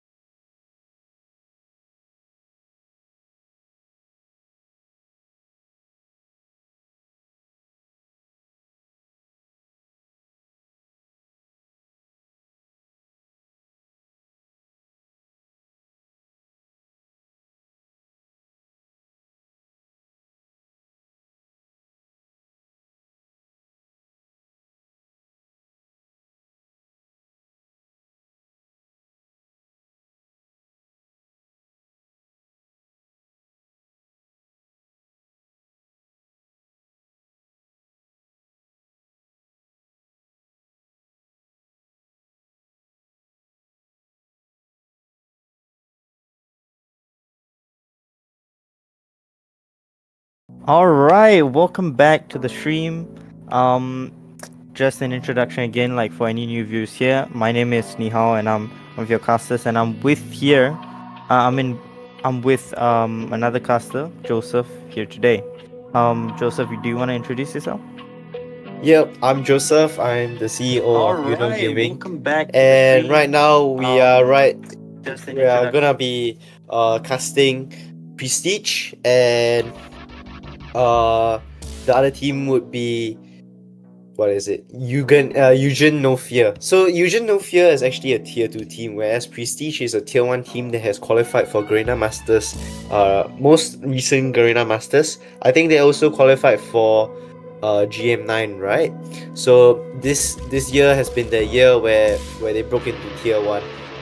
For YUGEN No Fear, they have not broken into tier 1, and they're still in the tier 2 level. So we can see that beforehand there might be some assumption that Prestige will win the match. What do you think, Nihal? Well, I mean, in these kind of competitions, you never know. Like, these guys could be the underdogs here, Yugen No Fear, even though they may be regarded as tier 2, I mean, I think it just comes down to, like, the plays they make and, like, their decision making and their gunfights. And, yeah, if they're able to have better gunfights than the Prestige, then they're gonna win. I think you're right. I like I said just now about how Saurus lost the match just now is because they really had good strats, but they didn't have good gunfight to close off the game. Their strategy was quite good. The coordination was quite good. I think their comms, I don't know, the comms could be good as well, but we could see that their gunfights won. So throughout the past 3 matches that we saw, the team with the better gunfight obviously will win, no matter how much you try to throw at them, whether it's funny strategies, whether it's the ODR system in half point. As long as they have the better gunfights, you're done for. Right, yep, absolutely right.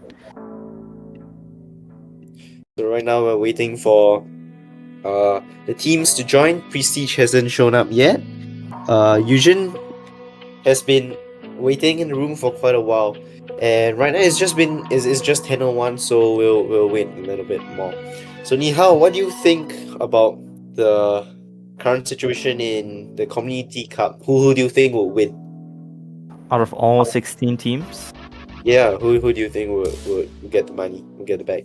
well, I think I have my eye on one team, and that team goes by the name of NH Thanatos. Why do you think so? Because apparently, like, from what I can see here, they were not only formed in 2023, meaning they're gonna have really good teamwork, and they're gonna be they're gonna be used to playing with each other.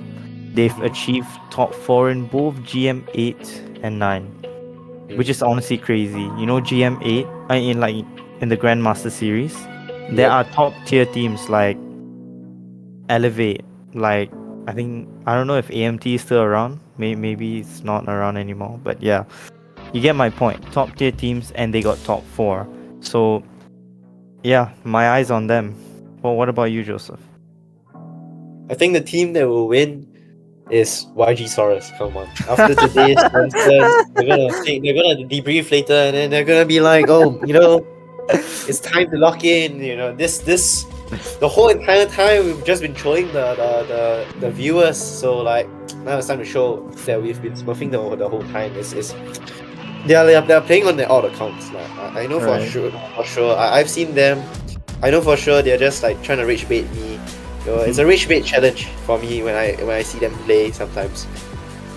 Yeah, but in the finals, maybe Thanatos versus Saurus. Saurus beats them 3-0, 5-0, easy. No questions asked. In S&D it'll be 7-0. In half point it'll be 250 to 1 point for charity. Sure, yeah. So yeah. Would there be a losers bracket? Because last time I checked, YG Saurus actually lost their game. So, There is no losers bracket in elimination round. It will just be a single elimination for this tournament. Yeah. So what is unique about this tournament is that instead of having separate group stages where each group has 4 teams, everyone is in one big group, 16 teams playing together, but they only play a total of 12 matches to qualify for elimination round. Yep. So some teams may not ever face each other, but unfortunately for Yuno Gaming's team, Saurus, they have faced quite big opponents lately. Yeah. yeah. Well, if you had to choose another team apart from YG Saurus, who do you think will be the team that will win? I think the team that will win would simply be Void 7M, Casos and Andrew's team. They are a Singaporean team. I'm biased to Singaporeans, honestly. I just want to see the Singaporean esports scene come back, but I know that's not going to be possible anytime soon. But for the current Singaporeans that are still active out there, who are still trying to play the game, I hope to see some results from them, because originally Singapore dominated the comp scene in Garena. You know Almighty, you know Divinity, that the team that was later then called Almighty, right? So that team really dominated the esports scene, and unfortunately they were dethroned. And from then on, Singapore really didn't have a big scene. So looking at that, I really hope that Void 7M wins this tournament and shows up that Singapore can really beat the Filipino teams that are dominating the esports scene. Alright, yeah, I find that quite wholesome actually. Yeah, I do agree with you. It is kind of sad that the competitive scene in Singapore isn't that like big as compared to in the Philippines or maybe even Malaysia. And I do think that we need more teams like V7M, to sort of be the underdogs to kind of carry that scene. Yeah. I think it's quite cool that we could see some Malaysian teams, an Indonesian team that consists of some Singaporeans like Void 7, and of course the Filipino teams all come together. It's been so long because Garena Masters changed its format on how to qualify. So all the really strong teams that unfortunately they're Filipino teams, they will take the slots, and it'll give no opportunity for NYSG teams or other tier 2 teams to qualify for the spots. Yeah. And with that said, that's why we have this kind of tournaments, these kind of community run tournaments, so that tier 2 teams are able to have the opportunity to get some exposure. And I think that's very important, because once you get exposure, right, you're also motivated to do more. Right. Wow. That's really beautiful, man. Like, can we get some W's in the chat, guys? That was really nice. Yeah. I think Prestige is coming in now because they just ended their match with SKAERI. Let's see if they're coming in now and we can start the match. Yep. Right.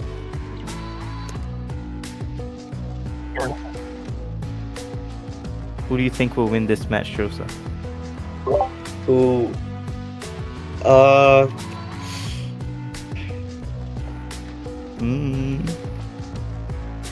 thinking. Wow, it has to be Prestige, but I mean Prestige just re-rostered, so like they might be weaker than to like their previous standard, because this lineup hasn't built a strong chemistry yet. I think chemistry is very important. Like it needs to be emphasized more. Okay, if there is not enough chemistry, right, you can have a team of like 5 players who know the game, who knows the system, who knows how to win the gunfights, but there's a lack of communication, there's a lack of chemistry, they're just gonna fail. It's gonna be flawed. Right. Yeah, the team is already flawed. Hmm. Yeah. So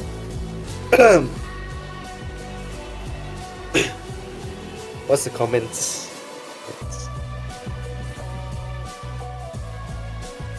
Do I play COD too? I used to play COD.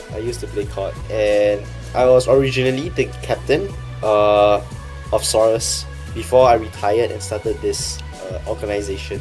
So yeah, that's why I talk a lot about Saurus, because I know them by heart.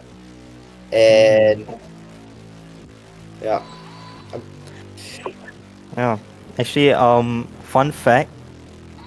Mhm. Back when I used to play, Joseph used to manage another team that I used to play in, and yeah, so he was like my kind of coach, and every day we would, like, every night after scrims we would just like do our debriefs and stuff, and then I'll fall asleep because it was super late in the night. But yeah, some good times. Yeah. You know, Yihao used to always fall asleep when our coach was coaching us, and our coach kept 1,000 bots in training mode. You had to have 1,000 kills in training mode. The whole Yeah. 20 minutes. Yeah. And I did it though, No, I never did not did that 1,000 kills. So yeah. Okay. So, Prestige is coming in, and the Ooh. match is going to start soon. It's going to be really exciting to see Prestige come out again. With a new lineup. Really exciting for us to see. Mhm. So I heard that the hardpoint match would be Slums, and Prestige will get blue side, and Yugen No Fear will get red side. So the thing about this is that Slums has good spawns. You need to have good spawns. You need to have good control. And Olia's system doesn't really work in Slums that much as like compared to maps like Apocalypse or maps like Hacienda. So Slums, you require a good anchor, someone that knows how to define spawns, someone that knows how to manipulate spawns. I think if you have a good anchor like that, you will win the game. Yeah. So what do you think, Yihao? What do you think? Yeah, I think Have you're you right. been- Yeah, I'll be honest, it's been a while since I played Slums. I don't really know much about the spawns. Yeah, I do know the spawns, but I don't really know much about how much the spawns affect gameplay or whatever. But what I do know is I think early rotation to the spawns is gonna be super crucial, especially in Slums, because players like once you don't have those spawns, the players with the good spawns, they can just keep pushing you back because they just get really good structure with those spawns. So I think the players that like Prestige and No Fear, they are gonna have to be really careful, and they're gonna have to try their best to get those good spawns with early rotations. Yeah. Good spawns is very important in this game. It's been so long since we've had to be talking about good spawns. Then other maps like Hacienda or Apocalypse or like Submit. Yes, you can get good spawns, but Crossfire and the Point, playing almost 5-man OBJ is the most important thing compared to having good anchor and having a good structure and back. Right. So Chad, do you think that it's important to have good spawns, or do you think that like other than Slums, right, you can just stack people into the point and have good crossfire and you can win the game? Or what do you think? Let us know.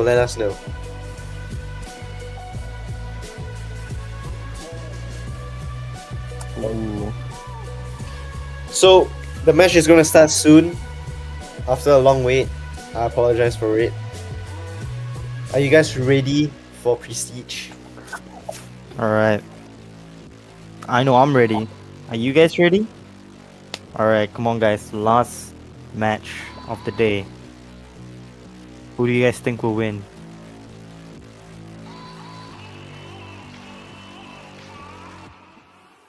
Prestige or Yugen Nufia? Yugen has a really good lineup, by the way. They have players like Kanisu from Ragnarok. Do you remember Ragnarok? They Ragnarok. trashed you Yeah. so hard. Okay. Hey, weren't you playing in my team as well? No, I was not. Did you forget about that? No, you were. Okay. Alright, sure. But yeah, I Alright. don't remember that Ragnarok. Come on, Alright. start the game. So excited. Guys, remember to follow our social media so you can get more updates on the tournament, as today is the first day. Tomorrow there will be more matches and there'll be more teams to see. And you know what? They might surprise you. So come and check us out.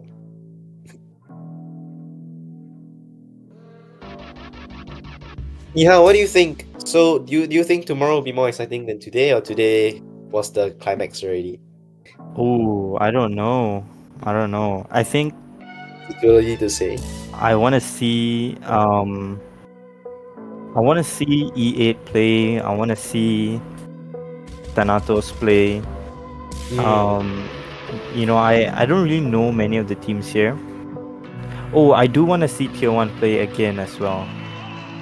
I think TierOne did really well in their match against VANQUISH, especially against like all odds. You know, I didn't expect them to win. I thought VANQUISH. Okay, Alright. then So the game is on. The game is on.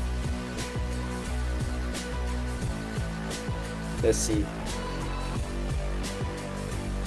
Nihao, do you think Prestige will win or Yugen will win? I think Prestige. I think Prestige. I think Yugen will win because Prestige. is a Really? new- Yeah. Well, we'll see.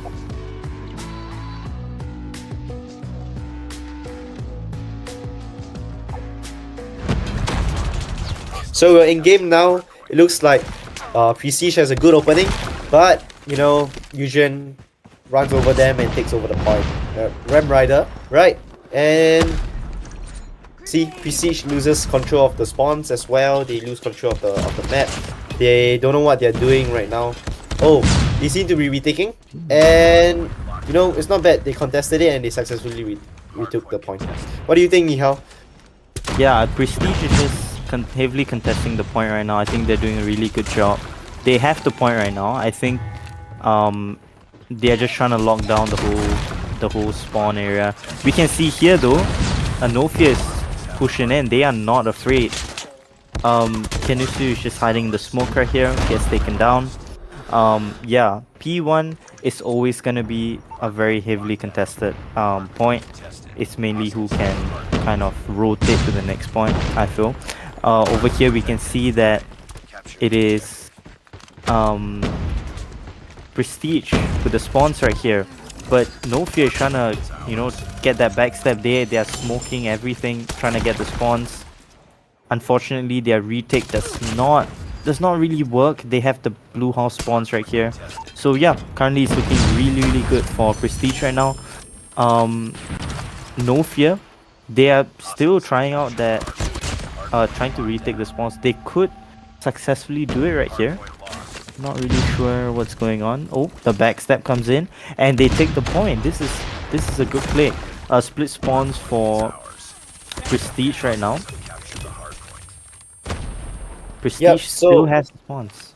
Yeah. The thing about this is that Prestige now has the spawns, but that is gonna be considered bad spawns because right now it's less than 20 seconds and they should rotate. As you can see, Yugen Nofia, they have next point and they're gonna set up really well for the next point. Oh, as I was saying, that Ramen breaks into their setup and he gains control.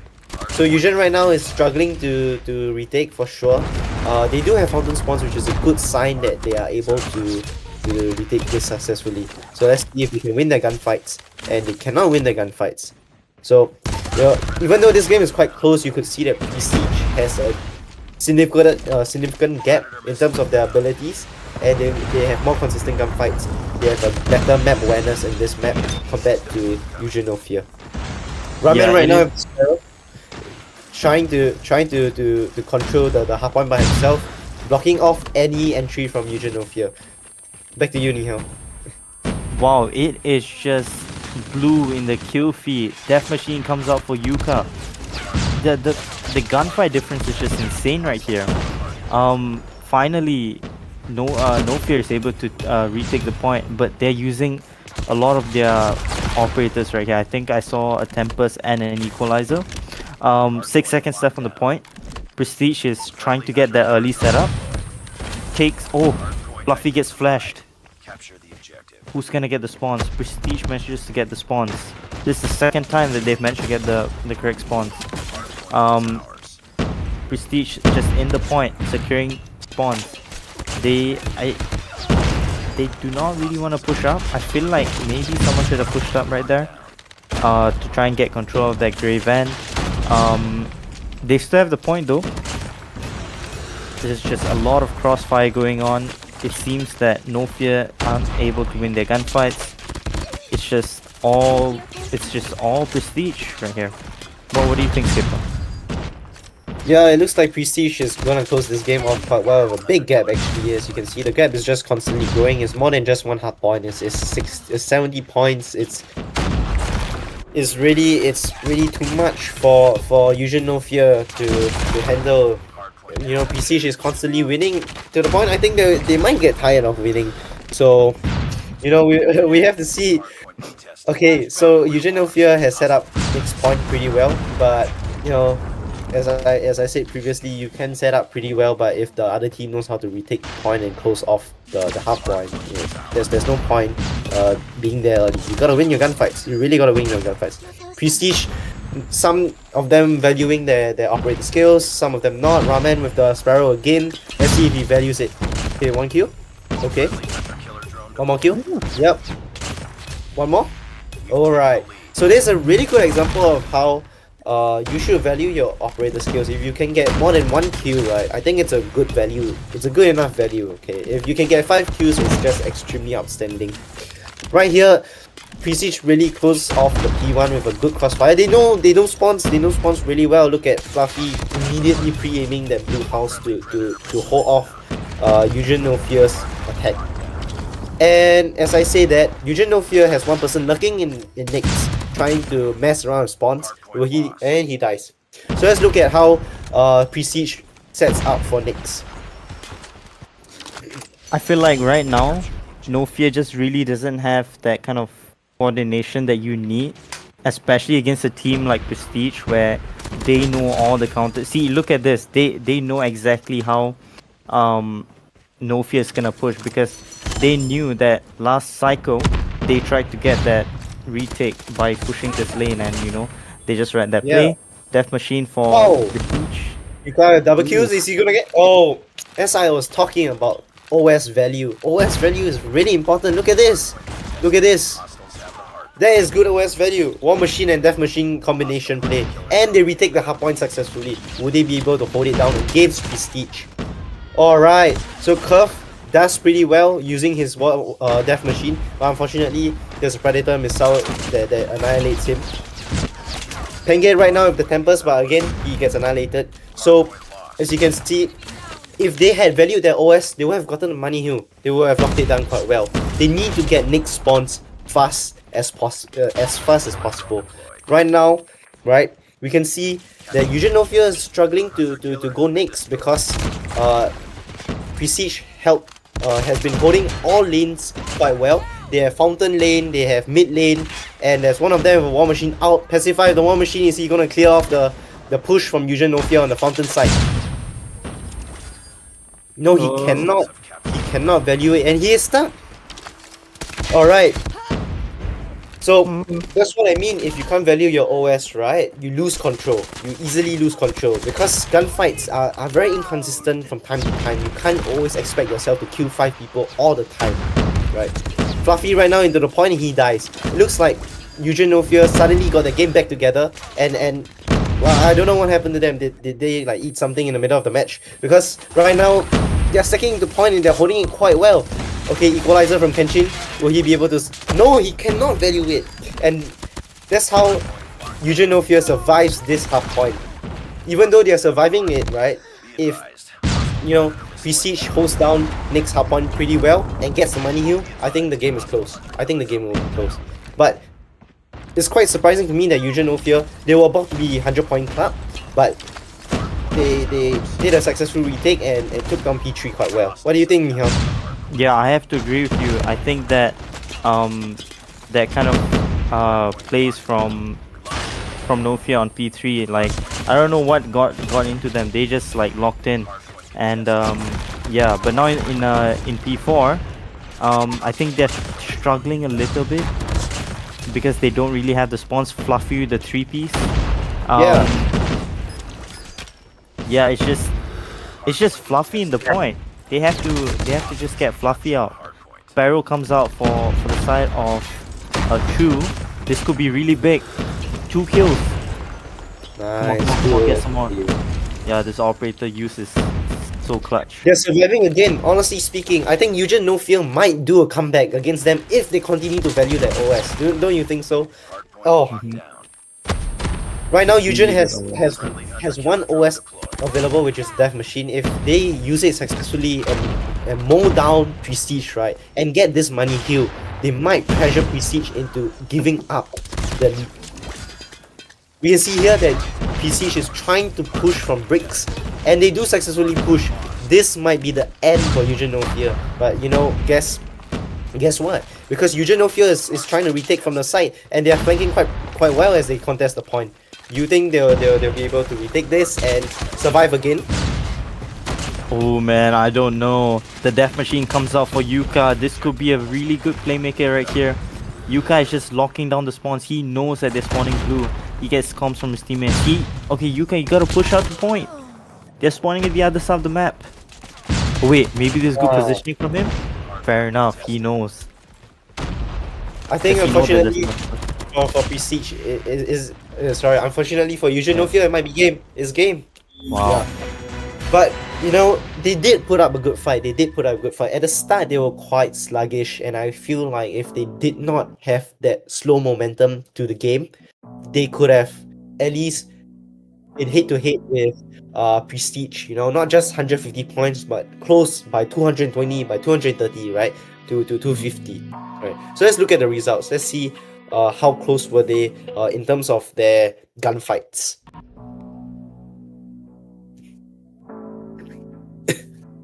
Alright, Niha, what do you think? Looking at the stats. Wow, I mean, immediately, Fluffy's 55 kills just caught my eye. And not only that, almost 2 minutes on the point. And I think that these kind of players, like, they just carry the team because they have the most number of kills and the most amount of time on the OBJ. And yeah, I think that kind of won them the game. I mean, not to mention, like, the rest of Prestige, you know, they were also doing really well in terms of gunfight. Yeah. As for No Fear, they did put up a good fight, but unfortunately I think their gunfights just weren't as good as Prestige's gunfights. And you know, like you said, if you don't have the gunfights, then you can't win the game. Well, what do you think, Joseph? I think you could see really that Prestige had everyone in the point, whereas for Yugen No Fear, there's people that have less than 30 seconds. I was talking about it earlier in this new age of the game, right? Everyone has to be playing point. There's no more roles. Everyone has to be playing 5-man OBJ. If not, right, you can expect yourself to lose. Really expect yourself to lose. Right. So Nihal, looking at the guns, the stats, kill death ratio, right? Do you think Yugen No Fear did put up a good fight, or you know, they could have done better in their gunfights? Well, I mean, looking at the plays of Yugen No Fear, they all went negative. But I feel like it's also a bit hard to say because, you know, the gunfights of Prestige, they are just really good, you know, being a tier 1 team and all. I do think they Yugen Nofia could have done a lot better in terms of the gunfight. They gotta do that training, that 1000 kill training. They gotta do it more. But yeah, jokes aside, I think they do have to kind of improve on that gunfight, and yeah. But I think once they are able to get that down, they can definitely, you know, they'll have the potential to be a lot better. All right. So next match is Search and Destroy, Kuruhana Metropolis. Right. Let's see if Yugen Nofia can surprise us. As they put up a good fight in hardpoint, but it's not enough. It's really not enough. I think that the OS value wasn't there. The gunfight was so sluggish and inconsistent. They only showed up at the end, right? So it seems like they must have gotten the momentum. Let's see if they can transfer it to SND, or will they have such a slow start again and lose the match? So chat, comment right now, who do you think will win SND, and ultimately who do you think will win the match? Is it Yugen Nofia or Prestige? Who will win SND? Come on, guys. All right, I think the two teams are ready for SND. Let's go and see. Let's go and see. All right.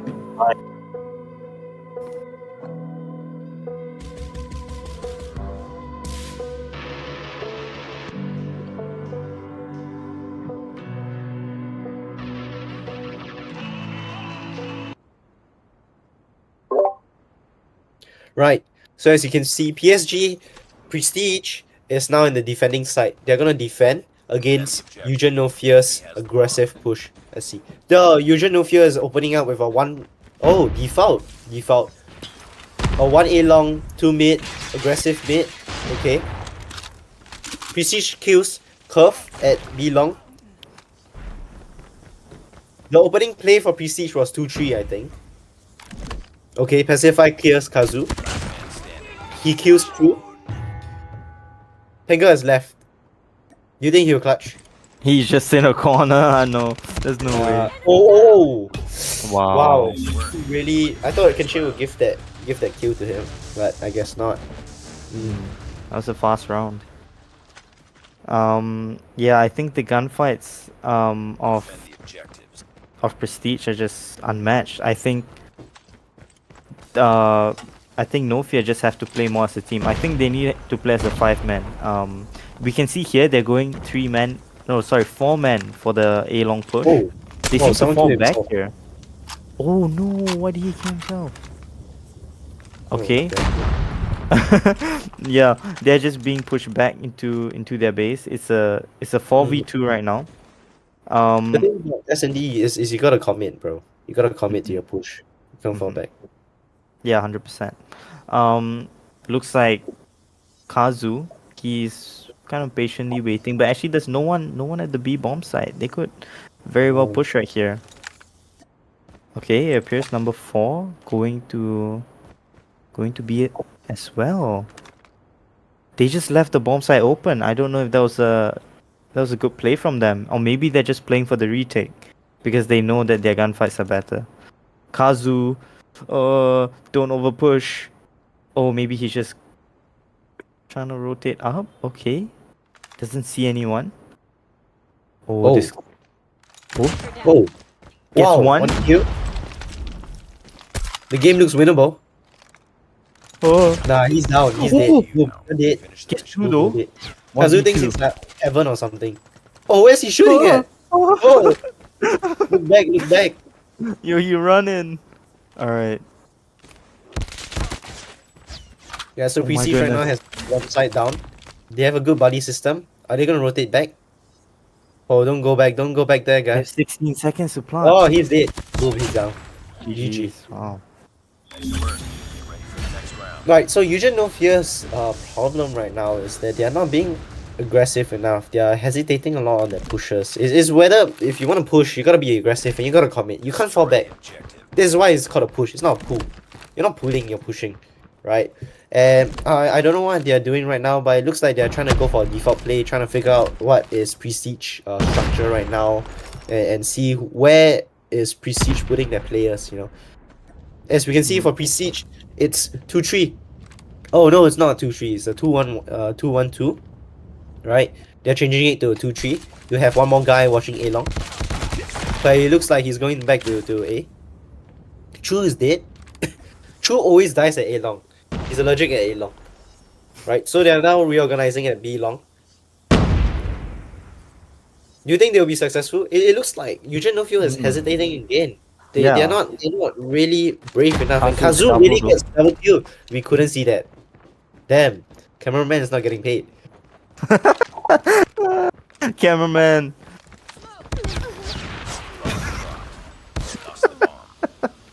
Wow. Siege poses the game again. Like I said, Eugen no Fear strategy, you gotta... the intensity needs to increase. They can throw whatever opening that they want to give, but they need to have intensity to pressure the opponent, and they need to close off that strat with gunfight. A lot of trophies on the B bomb side. They're just defending B with their life. Oh gosh, this looks like a really bad spot for... Oh, actually no. So it looks like Prestige has just given up the A bomb side to Nofia. I don't know what the reasoning behind that was. Maybe they just thought that Nofia would just go for B push. I don't know. Yeah, both teams are playing really slow right now. They do not want to make any mistakes. They do not want to give any information to other team. I think the play here now is to just hopefully like one of the snipers just get a kill. Information gets spotted there by Kurth. He knows that there's a player there. But yeah, a minute left for this round. Kurth gets a kill on Fluffy. The 1 kill won't change the game though, because right now Prestige has a really good system that they have established. Even if, right, Eugen no Fear, if Eugen no Fear goes to A and plants a bomb, they're gonna lose, because Prestige has set up a trap for them, which is why all of them are on the B side. They're just waiting. They're just waiting for the prey. They're like a tiger in the jungle. They're just waiting for the prey to come in. Alright, so Eugen no Fear falls for the trap. Look at this. Prestige setting up a push from their base. Wow. Do you think Eugen no Fear will counter them? There's no Oh, way. look. There's no way they expect this. Nah. They have two players looking at their side instead of the enemy spawn. Whoa! Wait a second. Alright. 1v2. Alright. Prestige Captain Pacify with the sniper. Whoa. Nice. Does he get one more? No, he does not. Kurth gets it. Closes the game. One win. Finally for Eugen no Fear. Do you think they will get more wins, or that's the only win? 7-1. I hope they do. I think No Fear is they have a good momentum right now with that 1 round win, and I hope they carry on to this round. Looks like here they're- that Yeah. oh, this is gonna be, oh gosh, this is gonna be bad. Whoa. No Fear clears out the bomb just side. wiped it. Wow. He just wiped it. Wow, they did not hesitate that time and they just cleared the bomb site. Oh, the nade Whoa. connects. Man standing. Whoa! They have the Whoa, Pacify Pacify. just cleaned that like a Dyson vacuum cleaner. He just wiped them off. Wiped them off. 1v. Pacify. It was a 1v4 situation, and he just wiped them. Oh! Whoa! Look behind you! Man, Grandma Vision, and he died. How did Eugen no Fear, with so much confidence to push into B and clean it, right, lose the advantage? That's just a big fumble for Eugen no Fear. Now they're just gonna hesitate on the pushes from now on. Look at this. Alright. Let's look at how Eugen no Fear push. Right, curve again with the sniper. Does he get 1 kill? Kenasu's down. What's with that smoke? Bro, Yeah, everyone knows where you're hiding, little bro. The smoke did nothing. Well, curve is Taken down.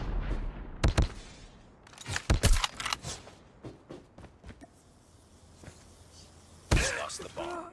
Ouch. Wow. That's a gone case for Yugen No Fear. Yeah. Again, Yugen No Fear pushes, and they actually had some slight advantage, but unfortunately they lose off the gunfights and they lose the round. It just shows you how it really proves my point. You can keep throwing any strategy, right? But if you don't have good gunfight, you're done. Looking at this side now, looks like Yugen No Fear has set up pretty well a 2-3 system to counter Prestige default play. Okay.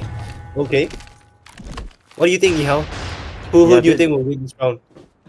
This round is looking really good for No Fear. It's a 3v3. It's I think it could be anyone's game. I think it's up to the decision making of both teams right here. We can Chu gets taken down. He should have been with his team. Let's see Prestige. Okay, Prestige on the A long. I think they're waiting. They're waiting for them to move. Okay, they're rotating back around to their base. They have to plant the bomb. Maybe they're gonna go for a B push. I'm not sure. No Fear split up right now. I'm not sure if that's a good idea. I feel like they should stick together. Yep, definitely. Usually his big mistake is always splitting up. No buddy system. Look at the difference between them and Prestige. Prestige is close together, like they are, in a relationship. Okay. Could have been a better analogy for that. I had to say that. Wow. Tough again. Maybe Yugen No Fear will get a win. Their last win. Finish the mission. Nope, never mind. 1v1. It's all up Well, to he's low, Curve. bro. They have the bomb. You know, in SND, you should never bring TIE fighters to the game. Oh, wow. What a Honestly, miss. Grandma Oh vision. my gosh. Does he Nah, see he's his planting foot? bomb, bro. He's planting bomb. Bomb has been planted. Just wait for him. Oh! He got trapped. He got baited. That's He actually got crazy. baited. That's actually crazy. I think they're He trolling got at this point. Yeah. We can see Kenshin is a clear master baiter. He's really good at baiting Defend the people. objective. The enemy has the bomb. Right, Prestige right now have a 1-4.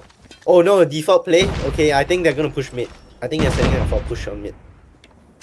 Usually No Fear has set up a 2-3, but two of them are closely on A long. Prestige with a default play. They're just waiting.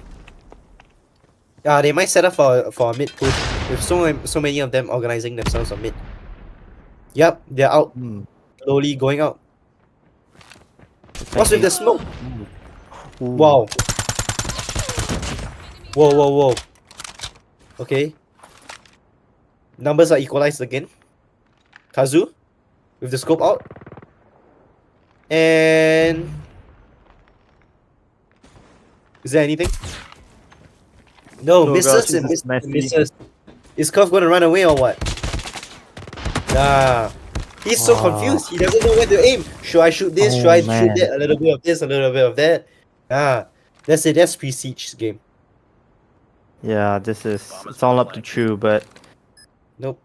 oh man, a 1v4, what can he really do? True reminds me of Nihao. What does that mean? Chu must be really good at the game then. Yeah, Oh, come on, oh. Chu. Come on, Chu. Alright, it's alright. Bro, make me a Alright. sandwich. Make me a sandwich. Alright. Well, congrats. Well, it looks like Prestige won that game. Congrats to Prestige. And I think that closes off today's schedule. Hope to see you guys in the future. Right? Tomorrow there'll be another match schedule out, and there'll be a last day on Sunday. The last day for league qualifiers will be on Sunday before we have elimination rounds. So yeah. What do you think, Nihao? Was it a really good match? Yeah, I think I was really glad that they were the last game, and to end off on that note, with all the crazy snipes, from Pacify, with that 1v3, and Kenshin with that baiting, like that was insane. Kenshin with 11 kills and only 3 deaths, like wow, it's very impressive from them. Wait a minute, I don't remember Chu being MVP. I remember Chu being the leading in the opposite direction. Right. Okay. it's good that Yugen No Fear did put up a good fight. If you had watched the stream, they were doing quite well with with their opening plays. It's just that they were a bit hesitant and they didn't know how to close the game off with their gunfights, right? With that 4-man advantage that you saw in Pacify leading the way for Prestige by defeating all 4 of them. Anyway, tomorrow is going to be more exciting, and I hope to see everyone that has been watching us in the next day, which is tomorrow. Alright. Mhm. So what do you think, Nihal? Yeah, I'm really glad that I was able to cast today. You know, I think there are a lot of great games today. Yeah, and especially I think my favorite game was probably this SND game. It was just like super exciting, a lot of really great plays. And yeah. Yeah, there's gonna be a lot more of this tomorrow, so I'm excited for that too. Yeah. One thing about this tournament, right, is its main objective is to give exposure to tier 2 teams. So obviously, right, sometimes they might fall short to the tier 1 teams, which you can see that they have a big gap in terms of ability and skill, right? Especially with consistent gunfights. The aim is just locked on. They have like aimbot built into them or something like that. Yeah. So thank you guys for watching us. I think we will end the stream now. Make sure to join our Discord and make sure to follow our social media so that you can keep in touch with us and stay updated, especially with so much more of this tournament ongoing right now.